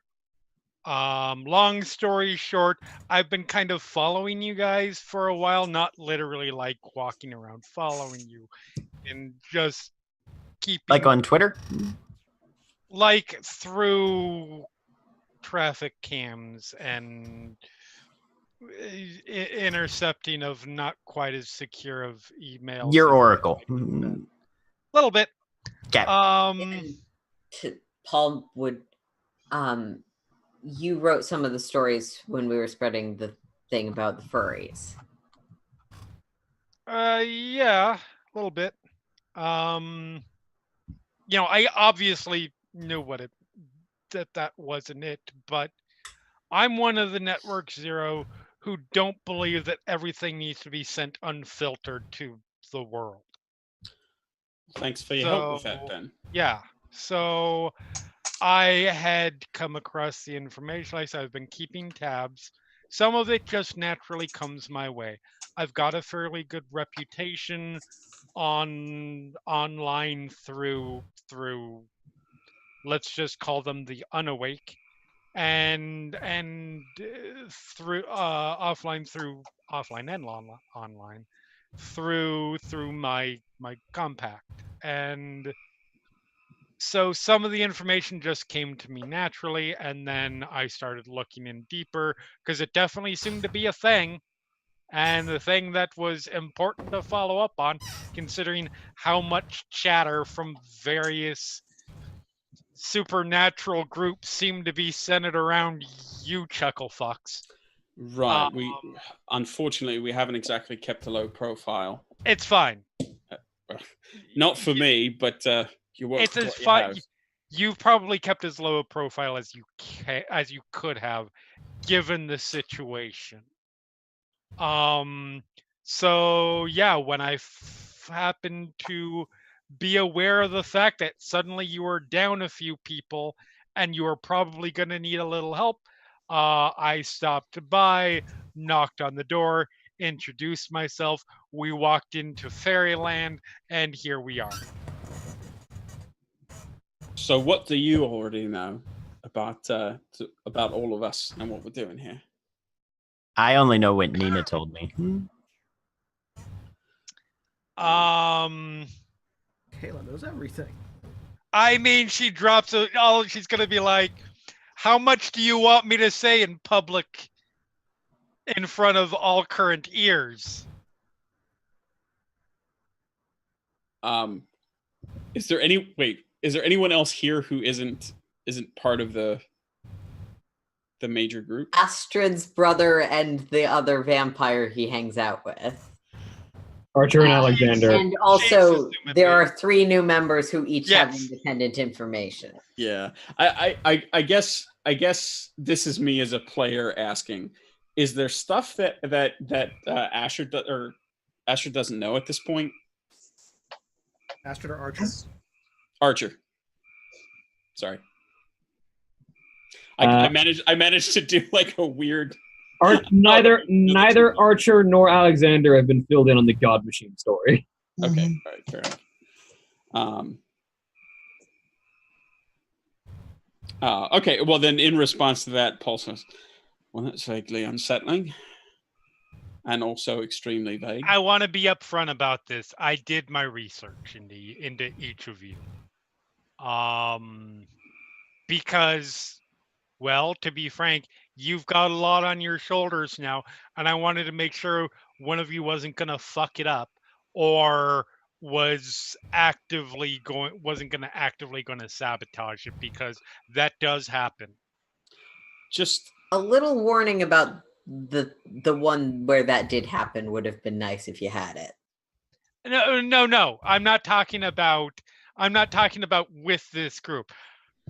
I had no idea Psycho Sniper Boy was gonna Psycho Sniper Boy, other than the fact that he Fair was a enough. Psycho Sniper Boy. I mean, there have been groups, and there have been hunter groups that all of a sudden one of them was, I don't know, actually a servant of one of the vampires they were hunting. And guess what? All of a sudden that group was never seen before. That sort of thing. That's what I was looking into. So yeah, I did a pretty significant amount of research. I feel like you should know this fact, whether it helps my case or not. And yeah, so I have no idea what's going on with your friend. That's one bit that I wasn't able to find out. I will be very upfront about that.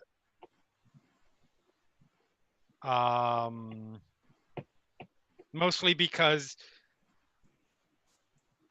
I went back and forth, but decided not to bug anyone's phone.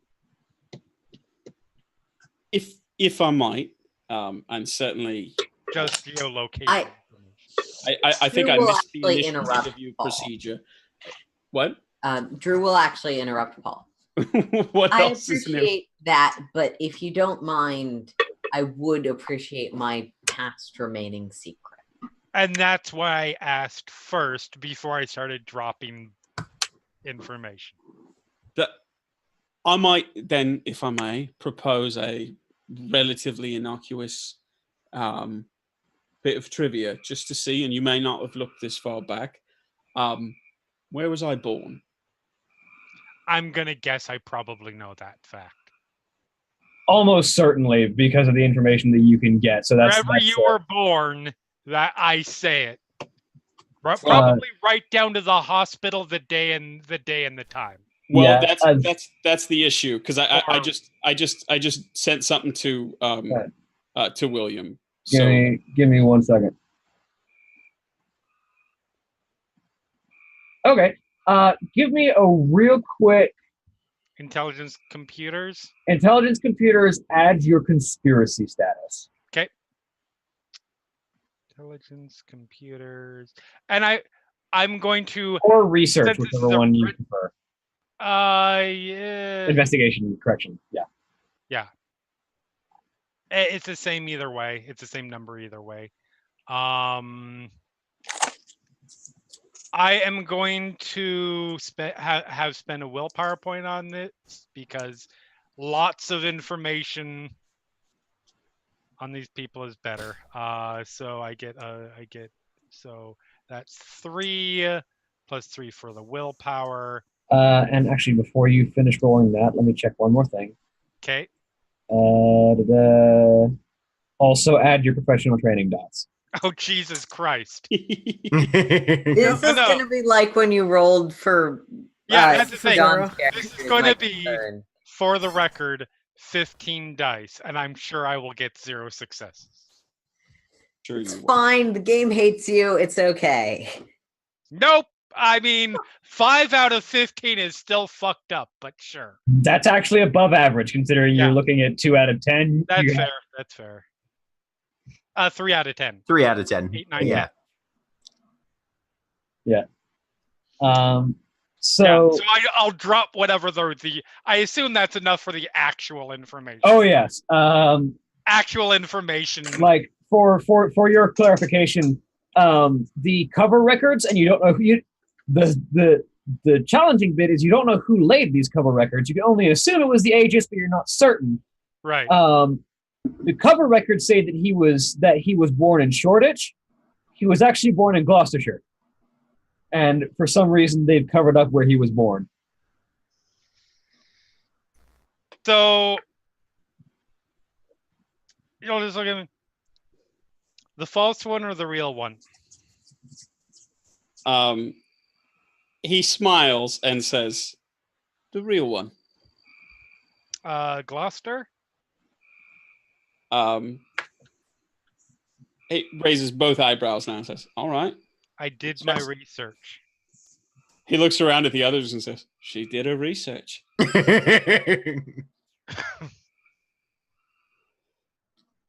I asked what she had dug up on me, but apparently it's. Well, the difference is I think you want more than some random bit of trivia that I probably could have pulled off of your corporate website and did pull off your corporate website. I wonder what they've put on there. Not a ton. A little nice PR happy corporated up blurb, but There's a weird and probably photoshopped picture of him with a cat. yeah, right. Yes, but is it the Blofeld cat? I pull it up on my phone. Oh, A bunch of medical degrees that are probably accurate, but at least one of them I suspect is not. I pull it up on my phone. Oh, they did take the picture with Mr. Snuggles. Yeah, that's fucked up, by the way. What? You don't name your Dude! cats? I just pull up. Yeah, I will just pull up, like, type it in Google, like, villain with cat. Show you a Google image. They all look basically the same as your picture. Well, no. He looks much younger than they do. That doesn't Someone help. let me in on the joke. In spy movies, especially classic Bond villains. No, in character, because Drew's blind. Drew Sorry. looks very flatly in your general direction, waves a hand in front of him. I have a cat. Apparently, it's amusing. It's not helping your credibility much. I'm You're- just putting it Do that you, way. do you dislike cats that much? Oh no, I'm totally a cat person. I'm confused. Insert whatever innuendo you want there. But no, I'm just saying, and by the way, being young doesn't help. This is the Oh, era of I'm- Hiddleston and fucking I'm not young. I'm 40 years old. yeah, I know. Looking young. Yeah, Does he? He How old does he look? He looks like he's 22. And Skarsgård. Skarsgård is young and creepy as fuck. He Skarsgård. He Yeah. looks so for those that can tell, he looks like he's 22. He did just say he was 40 years old though. Now, Chiron Group, So do I they market anti-aging stuff? Oh, absolutely. They market everything. have a Huh. question for John because it's interesting to me. To Drew, does that sound surprising? Does he sound much older, like diction and Yeah, voice aside or- from the weird way he talks, he sounds like a 20-year-old. Okay.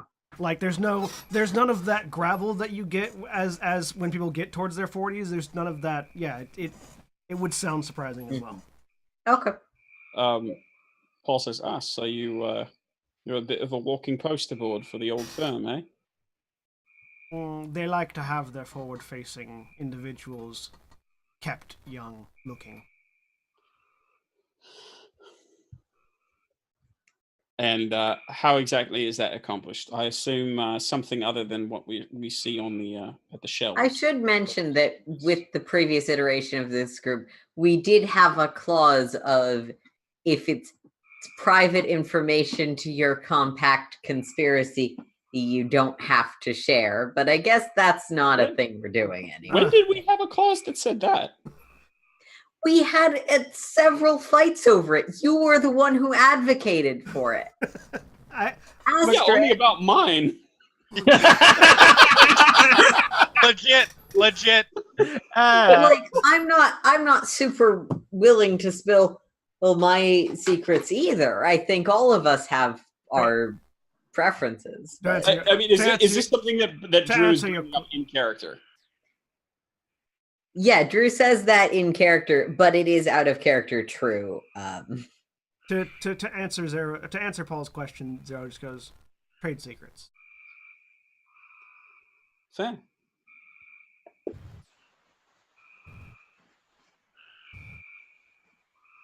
Why are there crickets? They're spring peepers. I was gonna say They're on my end. that is the Pseudacris crucifer of the eastern coast. I do like. I was just trying to figure out if that was a sound effect being added by somebody. I mean, it or was. ambient effect. Nope, that is Actual, the real living thing. in Maryland during the summer with your windows open. Also Yep. in Georgia, which means it fits. Yep. Yep. If it's distracting, I can mute when I'm not talking. No, it's fine. No, it was it's great. fine. It was just really funny. Okay. It was just like trade secrets, crickets. Yep. All right. Pretty certain those are cicadas, but yeah. So again, Nico came with references from Nina and has been apparently employed for the duration. Zaro, you've been forthcoming about your organization's interest and involvement in the activities to date.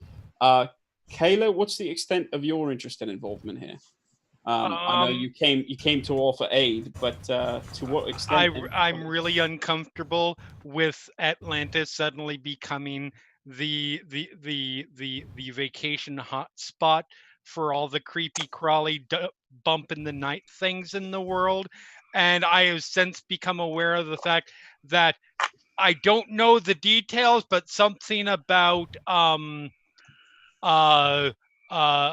let's just call it apocalyptic possibilities.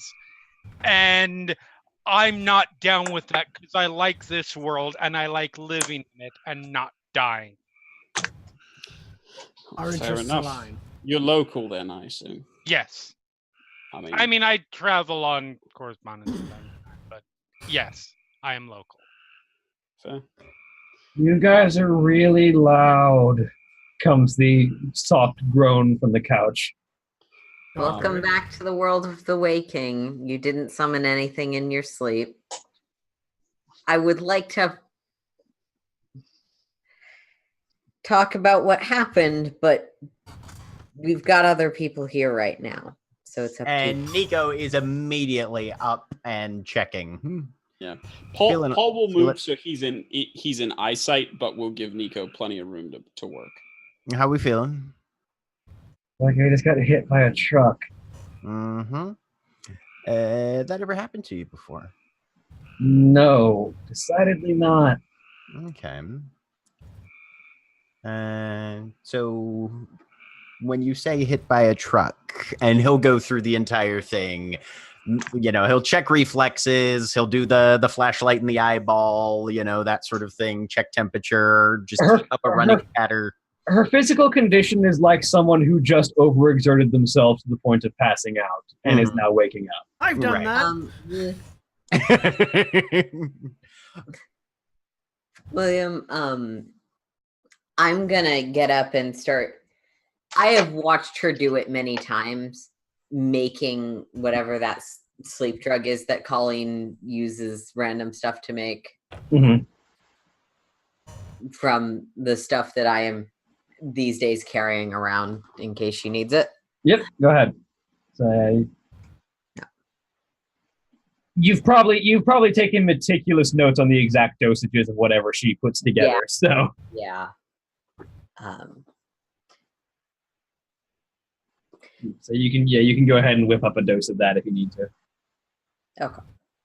I won't do anything with it right now, just while medical stuff is going on in case she wants to go back to sleep. Mm-hmm. Yeah, so you run down the physicality with her, and she is basically extremely physically taxed, but otherwise fine.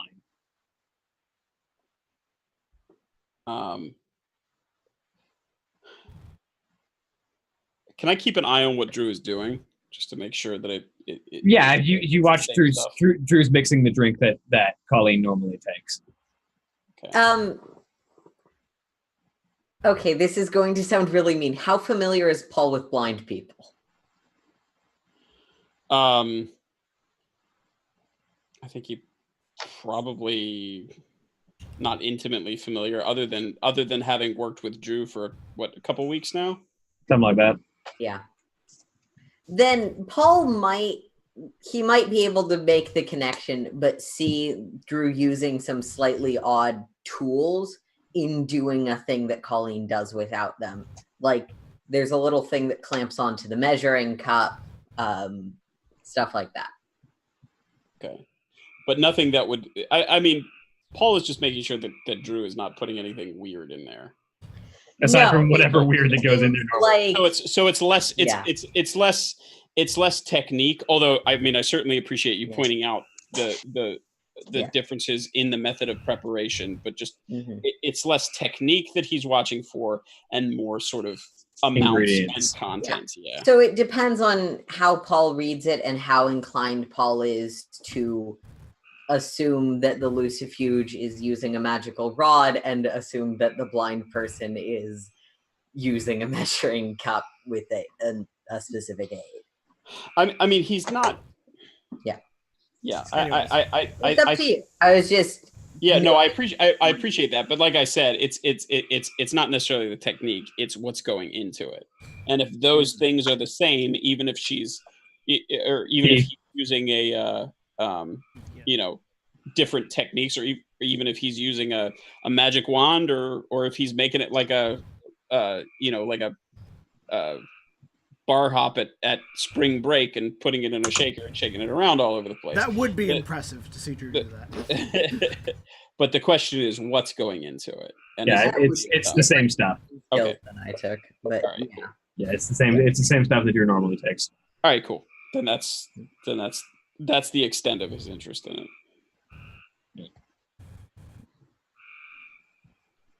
I think Paul and Drew have a healthy atmosphere of mutual distrust at this point.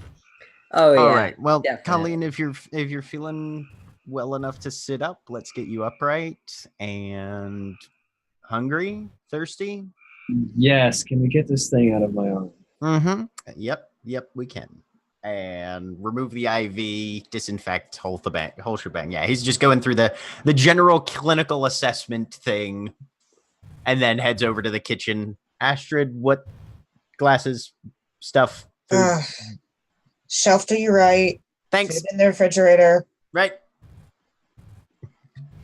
And he'll whip I up. will hold out my phone to Colleen, already open to whichever meal ordering app we've used in the past. Let's see what's here first. Okay. How you feeling? Other than the truck comment. That's pretty much all encompassing right now. I need a minute to, wake up from that. That seems more than fair. Anything we can do for you? Other than Stop. food? Stop yelling. So William, I'm just observing from the background. What can I pick up just from, because I hadn't paid too much attention to Colleen prior, with the information that I now have from having witnessed, is there anything I can pick up just putting together in my head while listening and watching? Well, your optic thorn, now that it knows what it's looking for, goes wild as you look at those tattoos on her arm. Okay. A question regarding her comment about yelling. Were people actually yelling? A little bit earlier on. Okay. Not as much recently, but there was a good amount of yelling when the conversation started. But she didn't wake up at that point. No. Okay.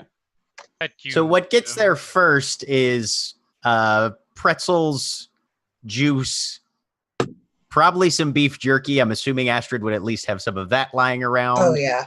Right. Basically, a cold snack platter is what shows up first. She immediately takes some of the jerky and starts chewing into it. Go ahead and get started on that, and we'll get you some more to follow.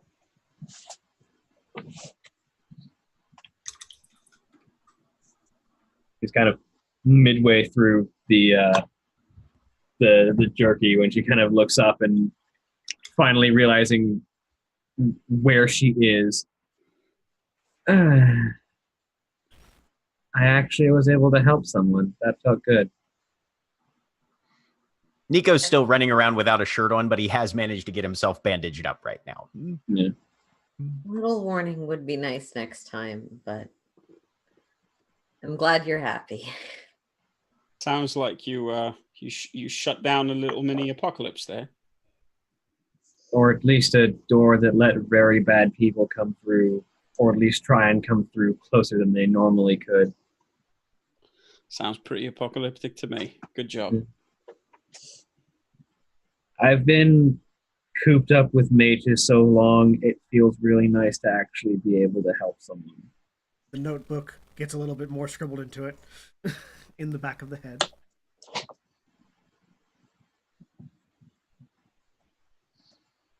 Also, what's probably not helping Zero's case about being a supervillain, he is still wearing his sunglasses. Yeah, probably not. He never took them off. He's at Max Wesker right Drew now. will pretty quietly to Colleen. The new ones we're with have been asking questions about what happened, especially the medic.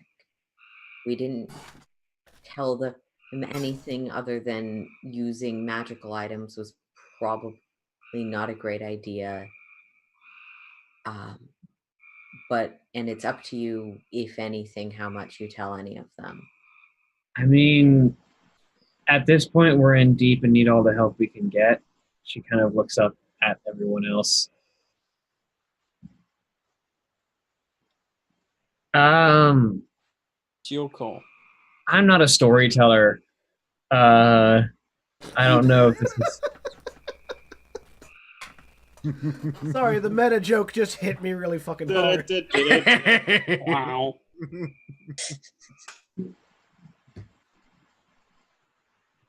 I don't know how to explain this in a way that's going to be interesting or really clarify everything, but hi, I'm a fount of magic. Hello, Fount of Magic. Yeah. According to the people who raised me, I have some kind of connection to some innate magical substance that sort of taps into a similar field of magic as mages do when they alter reality, only stronger and more stable. And I'm the only one who can supposedly access this thing. Would this be the thing that is drawing supernatural creatures into the city? That's a theory. I don't know for certain. Yeah, some.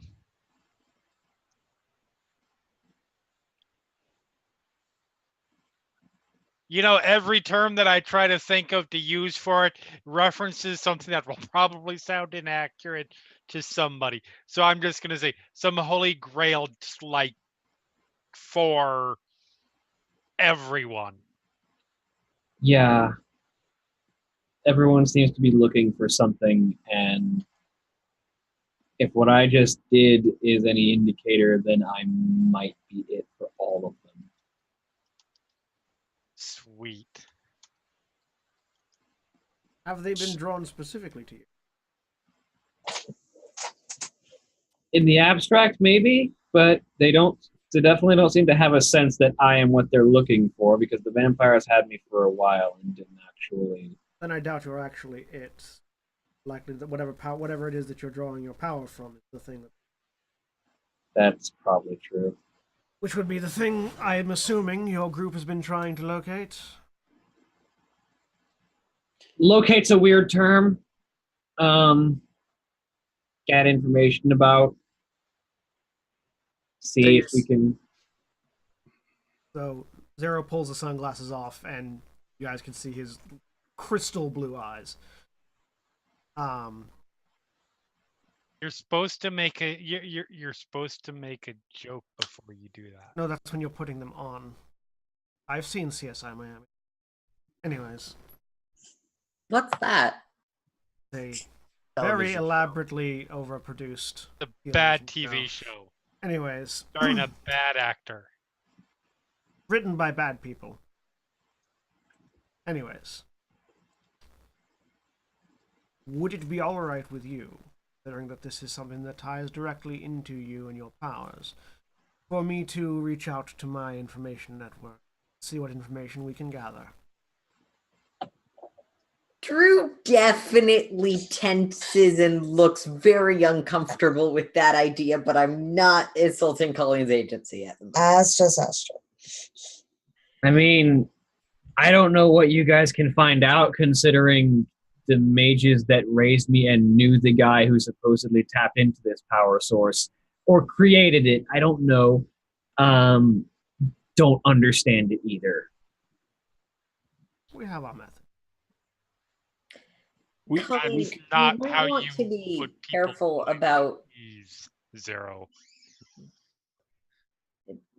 Saying we have our ways is literally the opposite of how you put people's minds at ease. Well, it's hard to describe how a vast network of medical professionals who are aware of the supernaturally inclined can thus track down supernatural instances on a much more macro scale than a single group of 6 hunters can.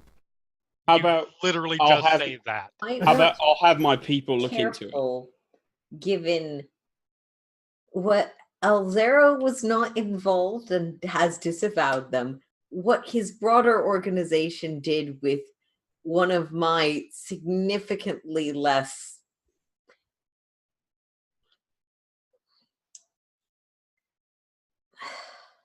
it's your decision.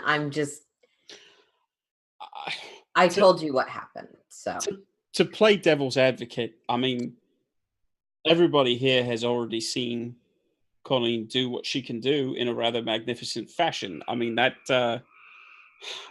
pigeon's already out of the box, unless your plan is to kill all the witnesses and start over. we're not I killing mean- all the witnesses. We're just not leaking that information to broad networks that might have cross purposes. We don't have control over that information with new members to the To group. be clear, my statement is that I am looking for an object of magical power that I now have a little bit more information on, that is drawing supernatural forces en masse into the city. I have Oh, no. don't worry. Paul's just looking for permission himself. I have no need nor intention to divulge the nature of Colleen, nor her whereabouts or abilities. I want to dig You're into literally this, like who they wrote Sweet Dreams about, aren't you? I want to dig into this metaphor about pigeons being out of boxes, because I feel like either you're mixing two terms or I'm very concerned about what Aegis Kaidoru does to pigeons. Paul says maybe it's a continental mistranslation. What do you call pigeon boxes that you keep pigeons in on roofs?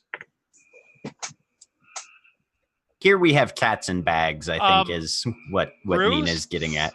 Roosts is the term we use locally. Yeah, cat bag is also kind of fucked up, by the way. Yeah, but that's the more like, regionally recognized Also, well, to be fair, iteration. you are releasing the cat from captivity, so I feel like cat out of the bag is better than the alternative. Yeah, but it's meant to mean something that has happened that is bad, but we couldn't stop it. So let's just deal with it. Well, the cat got free from the bag we had it trapped in. So let's. It will never be in that bag again because actually, it's a cat. Interesting point of trivia. Letting the cat out of the bag is actually a naval term referring to getting the cat of nine tails out when you need to whip or discipline one of your crewmates. These metaphors are making my headache worse. Have any of you guys ever played Badger in a bag? I feel like we've gotten very drastically off topic. Yeah, probably. But hey, nobody's making veiled insults at each other, so progress. To be fair, Drew's insults generally aren't very veiled. I tend to be direct when I find something unpleasant. Neither is anybody's in this group from what I've seen. I'm just being polite. Not a very subtle group. Anyway. Turning my attention back to Colleen, because I still never got an answer. Sure, if you can find any information, that'll be useful. But at this point, I think unless I can find my father's ghost, I don't think I'll be able to get anything useful out of that. I can help you with that. Sorry, what? I talk to ghosts. Sorry, I forgot to mention that in the list of abilities. Yeah, Also, what about her father? Has she mentioned her father before, and I'm just forgetting it? I'm trying to think who was privy to that conversation. I think it was literally just Nina and Astrid. Or no, Nina and Drew. Okay. Nina and Drew were the only people there. I think someone created Colleen. I don't know if she's ever referenced him as father, is something that's come out to the rest of the party. Yeah, no, she's never referenced Alexander the Fate Weaver as her father before. But she might just have not had the opportunity. But okay. At the very least, Brother Kindness referred to him as her father. I wasn't there for that one either. If you know where his ghost is, or how to summon him to you, I can communicate with the dead. Okay. That has nothing to do with the Chiron group. I've been able to do that since I was a child. Fair enough. Just for the sake of transparency, which I think we're all trying here, is there anything else we need to know now that if it is not disclosed now, is going to pop up later and then, oh yes, of course that's the situation that one of us is going to want to punch you for? Well, I can, in addition to being able to see and talk to ghosts, I can also see Drew's true form, the true form of that dog.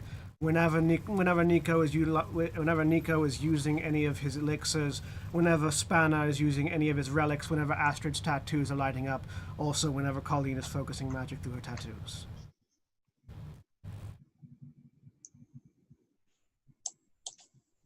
A more expensive magic detection type thing? More of an innate ability. Whip pans in that direction. This is why, when it comes to magic only, I'm a Luddite. What, out of curiosity, what does it look like? What does, for instance, my eye look like to you? Your eye is currently glowing a vibrant white light, which is radiating out into the rest of your body, highlighting your veins. I'm surprised you can see my true form, not because it doesn't exist, but because I am arguably human. It's not so much. I see your power overlaid onto your human form. That's why I can tell at sight that you are a Lucifuge.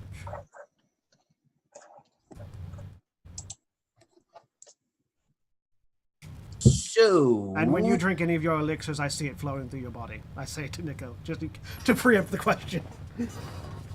I don't care. So what are we gonna do next? Well, as I was trying to get to, but you guys have been really good at sidetracking. When I closed the door, the thing on the other side saw me. I assumed. I feel like that's a bad thing. And I don't think that's the only door it has. Wait, Could you tell what it looked like at all? The Irish guy would know it better, but he's not here. Right. But it looked sort of like a man skinned alive with the sort of lower body of a horse attached to it. Centaur? Kind of, but when you flay it and it's still there and sort of smells like dead seaweed. a Cenobite. Intelligence and occult, potentially with a dreams specialty. Sure. Also intelligence occult. No It's Does a my Ceno- specialty apply? Sorry, Jeremy. No, you're fine. I'm just going to annoy you. It's a Cenobite tar.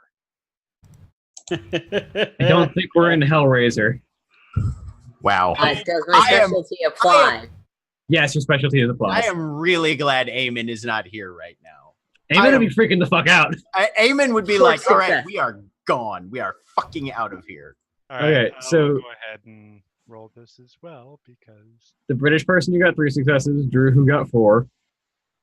And we'll see how. I got 3. I am an Okay. international. I have traveled internationally gathering intelligence before William. So Yeah, but this is very. My am- nationality is books. I am assuming that my specialty of cult does not apply. Did Not you quite. say my personality is books? No, I said my nationality is Oh, books. I- that's even better. I love it. I Yeah, mean, Okay, so the 3 of you who got 3 and 4 successes, that closely matches the mythological depiction of the Knucklevi. Yes. Which is a fey spirit that is known to bring famine and bad crop and death where it travels. It's an well, ocean. It's an that's ocean. definitely demon. a creature of death, so that's not great. Yeah, that is kind of why we needed to leave immediately when you got injured, because I had a feeling that things like that know where their doors are. Astrid will just shoot a look at Nico when Drew says that. But Sorry, I missed what Drew just said. Oh, Drew said, yeah, I had a feeling that things like that know where their doors are. That's why we needed to leave immediately once you did what you did.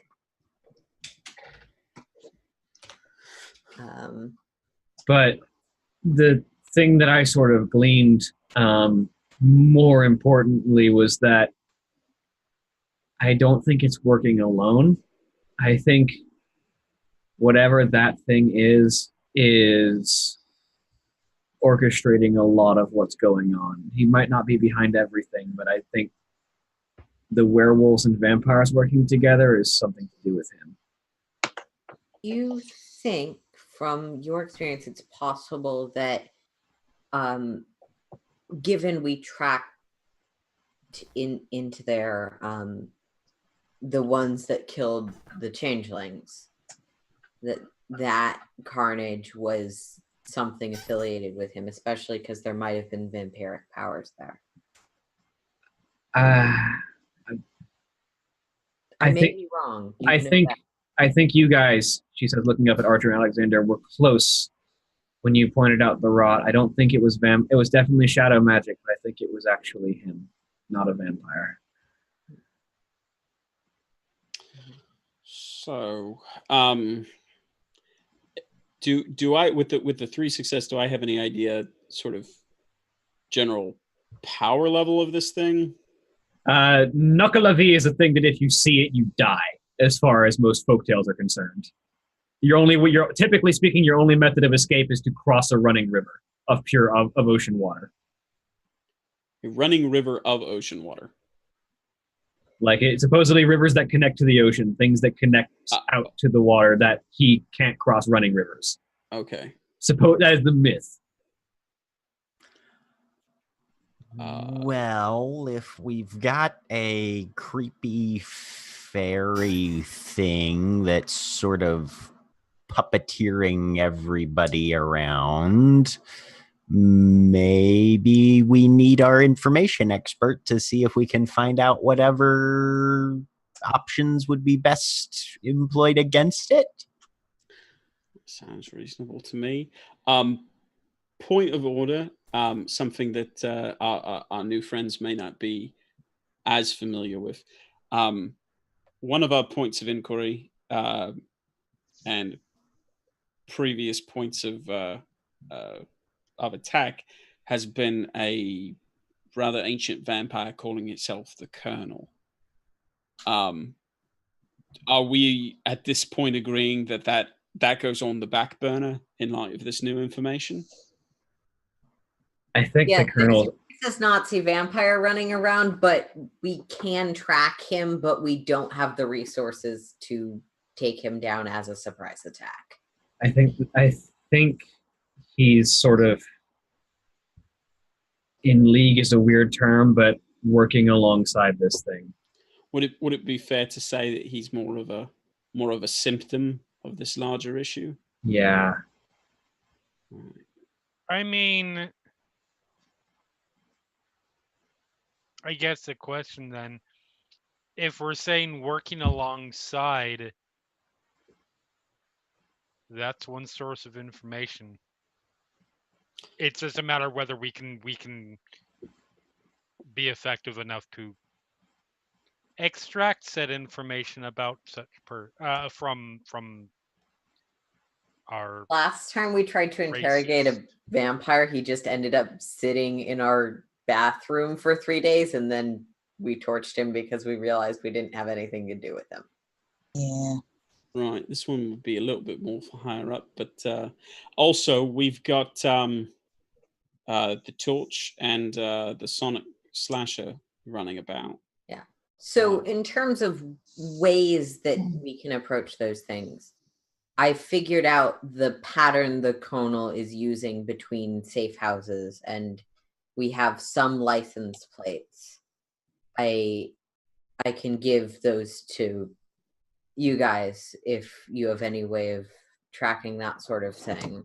I could theoretically reach out to a network of hospital medical workers and see if there's been a rash of blood thefts. I imagine that someone calling themselves a colonel traveling from safe house to safe house probably has a large number of mouths to feed and can't simply drain all the human populace between now and then. Mm-hmm.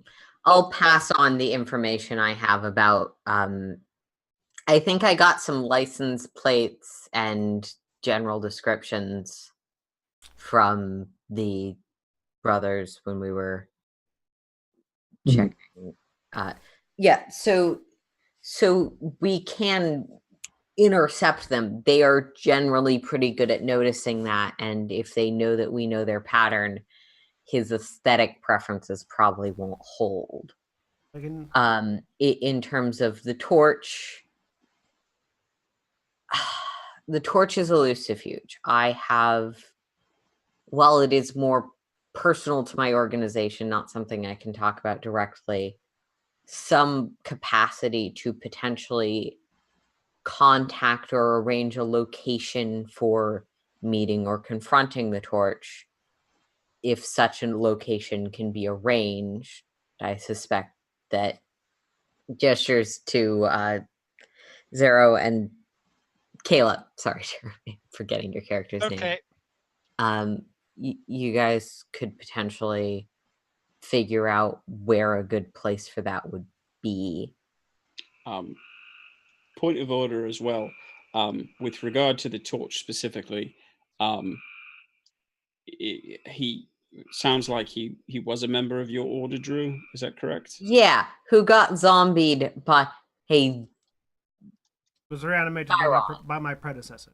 Right. So I feel that while we are in a comparatively calm, restful situation, I again in my organization don't have a dog in that particular fight, other than wanting to stop the killing and the mayhem and the potential breach of secrecy that a walking person of flame presents.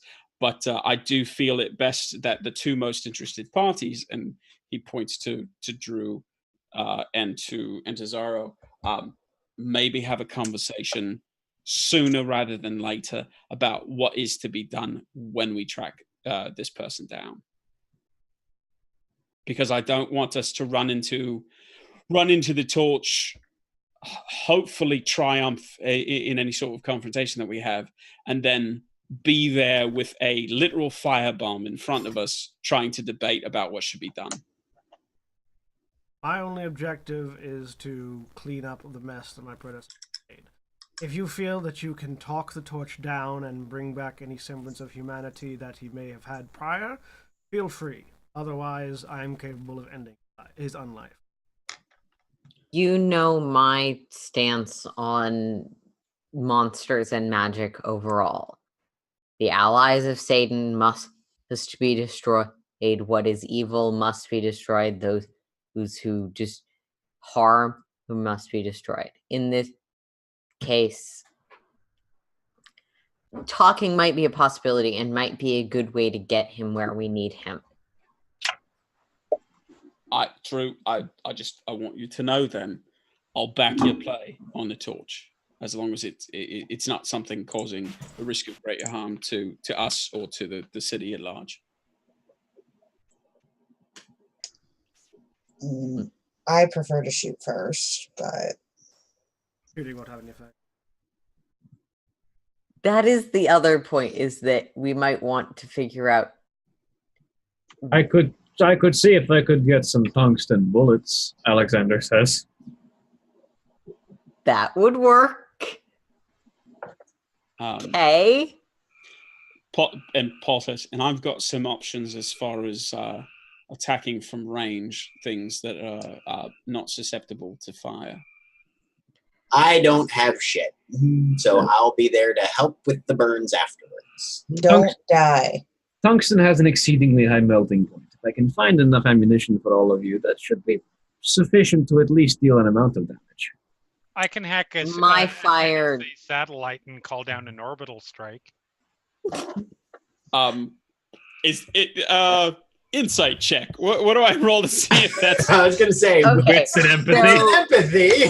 Hey, really quick, Kayla, you said NSA, or Jeremy, you said NSA. I said NSA, yes. Zero will look at you with a smirk and say, "Well, now you're getting warmer," and that's all he'll say. No, zero success. I have no idea if you're being honest or not. I think I need to make a resolve roll, because there's a difference between Holy might shit. shoot this person Oh wait, and nuke him from yeah, orbit. no, I need to re-roll that because this fucking sheet doesn't always register clicks. Drew does a decent job of not flinching at the idea of nuking orbit. Really quick, William. I get 3 successes to your 1, Jeremy. Are you lying? Full of shit, which actually Okay. he then says, I'm kidding, I can't actually call down an orbital. Well, let me rephrase that. I've never tried. William. Let's hold the mass drivers for a later. Yeah. Yes, John. From the dossier that we have, that the Chiron group has on the torch, do we know how effective tungsten would actually be, or does he burn too hot even for that? Untested as far as tungsten goes. Tungsten has been untested as far as the previous director's attempts at containing the torch went. So it's very possible that may work. Though I cannot offer any guarantees he does not burn too hot even for that. But considering tungsten's melting point is about 6,200 degrees Fahrenheit, it's got a pretty solid chance. Kayla, if jokes about orbital satellites aside, you mentioned you'd been tracking our activities. Yep. Do you have any information on either the kernel or on any of these other sources that That's a really good question. you've discovered? On the kernel, the sonic slasher, anything else that you might not have shared yet? As established earlier, I've got a tremendous newfound respect for the breadth of your knowledge. I'm hoping that other than finding my own bouncing baby pictures, you might have something of a bit more recent import. So I'm assuming that God damn it. I am assuming, William, that the kernel is enough of a local threat that I might have information, all things considered. Yep. You might even have some information on some of the slashers. So go ahead and just roll me intelligence and investigation. Okay. Status? Add 2 dots for your status. Okay. And 1 for your training. Okay. 4 successes. All right. So you actually have a name for the Sonic Slasher. Okay. And it's not a complete name. It's a first name and a nickname. But the name that you have associated with the Sonic Slasher is a woman by the name of Jenny the Talisman. Jenny The Talisman. the Talisman. Okay. Sorry, Emily the Talisman. Correction. I need to read my name. I need to read my notes better. Emily the Talisman is the name that you have for the Sonic Slasher. Anybody familiar with Emily the Talisman? Am I Yeah. familiar with Emily the I was Talisman? gonna say, what am I rolling for that? Cult or streetwise.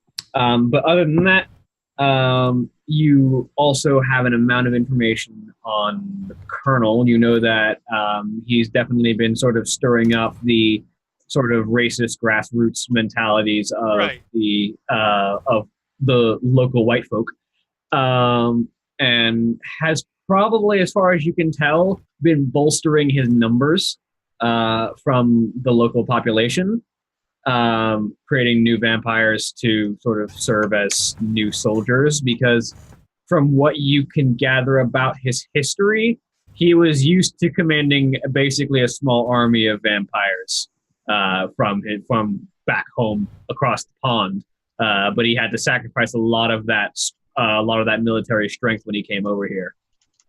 So he seems to be trying to build his numbers out of, the KKK and local racists. So he's my favorite person on the planet, clearly. Mm-hmm. No, yeah. So yeah, I will pretty much just pass all that directly on. As for anyone with information on Emily the Talisman, I got 3 yep. I got on 4. the occult. Wow, 4 successes, 4 dice. Nicely done, John. Emily the Talisman is a name that is not it's not spoken of often, because sort of it's an unfortunate situation of a woman whose family was involved in the hunt, specifically were members of the Aegis. Which this information is known to Zero, Nikolai, and actually Spanner, specifically because he's Aegis. But Emily the Talisman was related to an Aegis member and had the veil lifted for her when her hunter kinsman was murdered in front of her by a monster. And picked up a unique item that had fallen from her family member's person and used it to kill the monster in front of her. Then disappeared off the face of the earth, as far as anyone knew, after suffering some kind of mental breakdown from the experience. Not a lot is known about her whereabouts or story after that.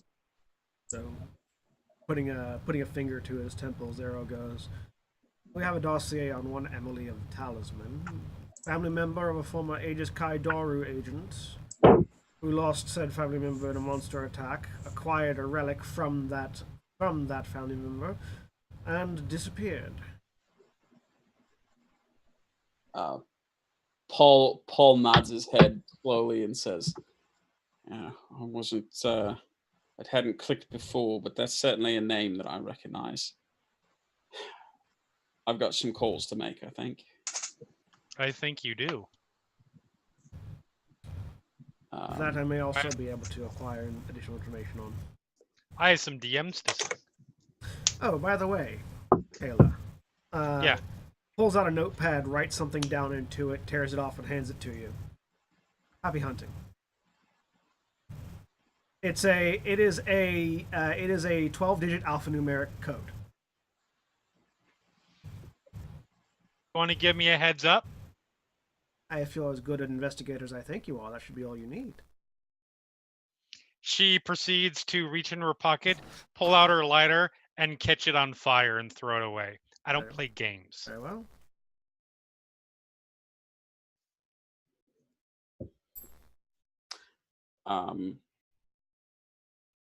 Kayla is not a trick pony and does not like that we keep using her as one. No, she just doesn't play games. And that was definitely Zero playing a game.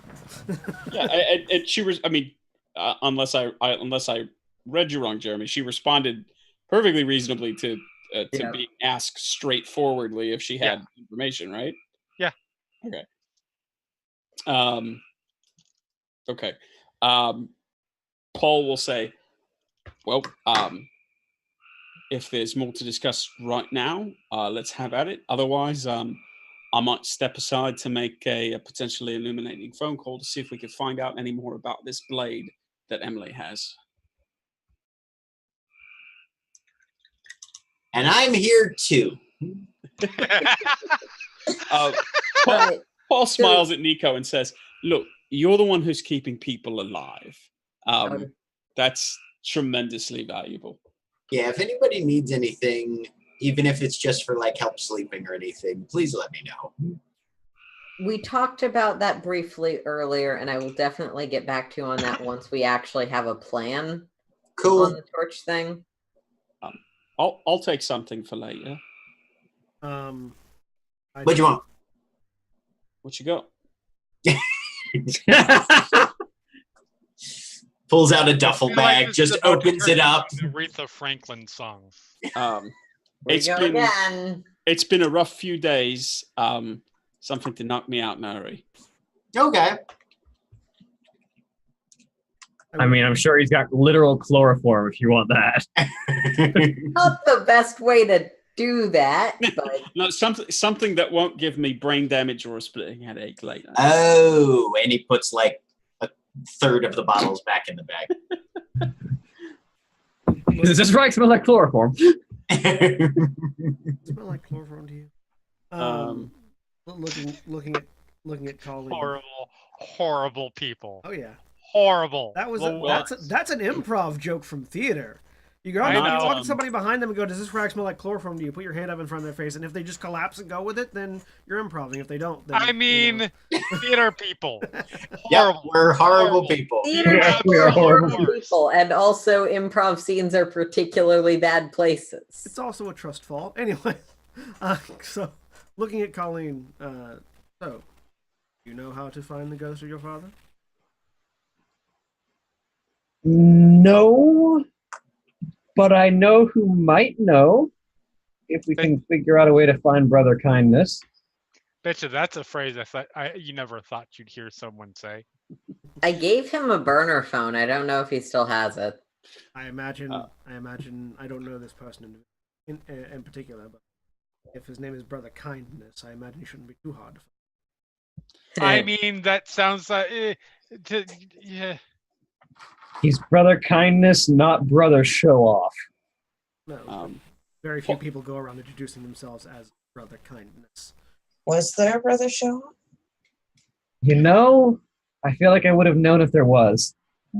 Just curious. It seems rather indicative in the name.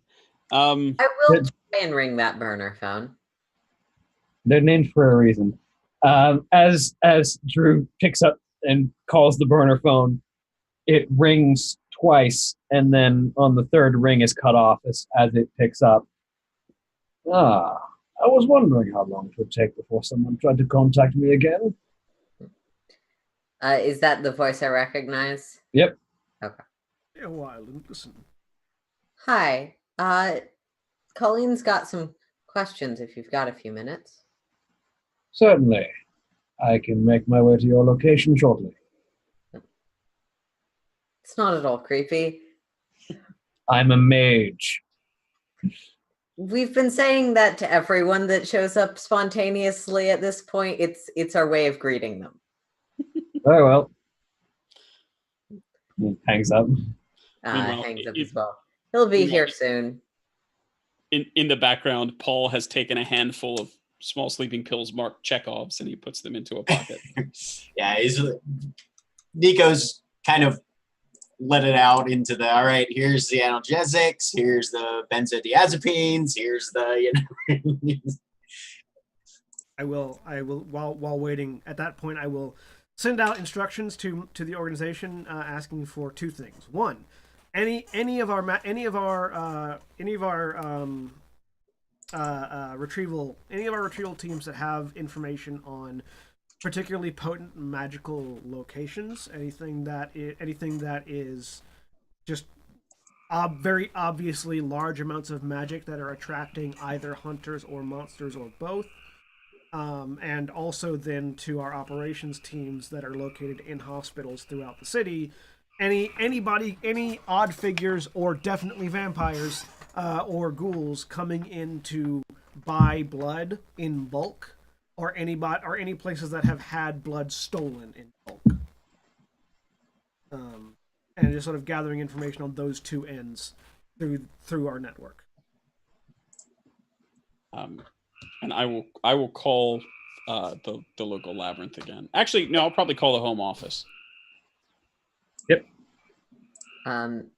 Jeremy, just because I think you were working when I said it, I did pass to you those license plates in case you wanted to do anything with them from the vampires that we found. Cool. Yeah, no, for sure. Cool. Sorry.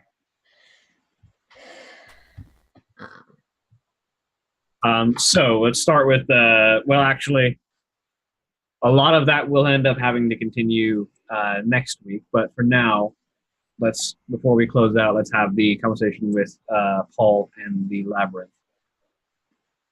Okay.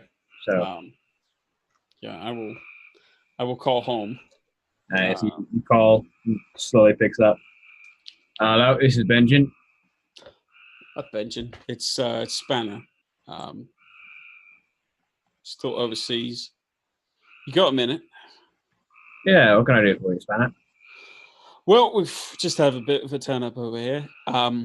You remember little Emily, the talisman? Yeah, that's bad business. or it continues to be so. Looks like she's turned slasher. She's over here in the States, in Atlanta, and we're looking for complete confirmation, but it certainly seems that way at least. Would like to get a little bit of information on the relics she had from her parents, and anything you can get me on the parents. Were they scroll or sword?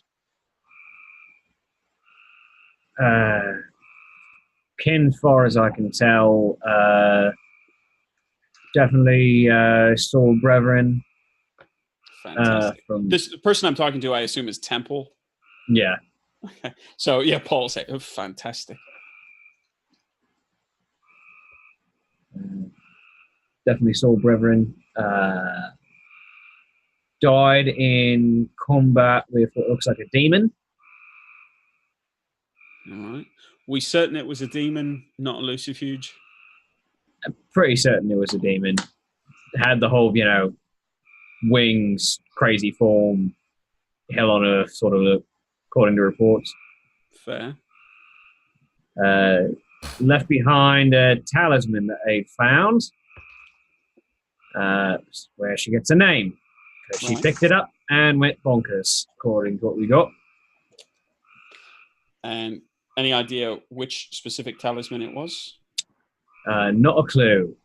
Supposedly it was a relic he'd found. Might have been something related to the demon. So nothing that had been turned over to scroll to be evaluated yet? Not quite. What else had he been issued? Just his good old Doru. Did he have an Aegis as well, or just a Doru? Just the spear. Was a Doru reclaimed? Not that we could find. Right. Well, listen, if you can, get some of the fellas on this. If you can get any other information, that would be tremendously helpful. Coordinate with the local office if you can, and keep me in the loop. We've got, from my mind, a real high risk of serious damage and serious exposure here. Right, I'll get everyone on it I can. Much obliged. Then he'll cut off the connection. Yep. And at that point,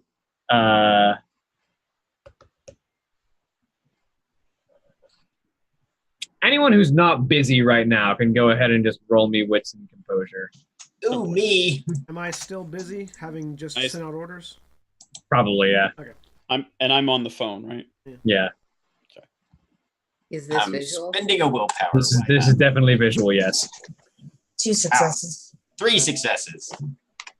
Wits and composure -2. Does danger Need to move my sense keyboard. apply? No. This is not a danger sense thing. Nope, I'm no.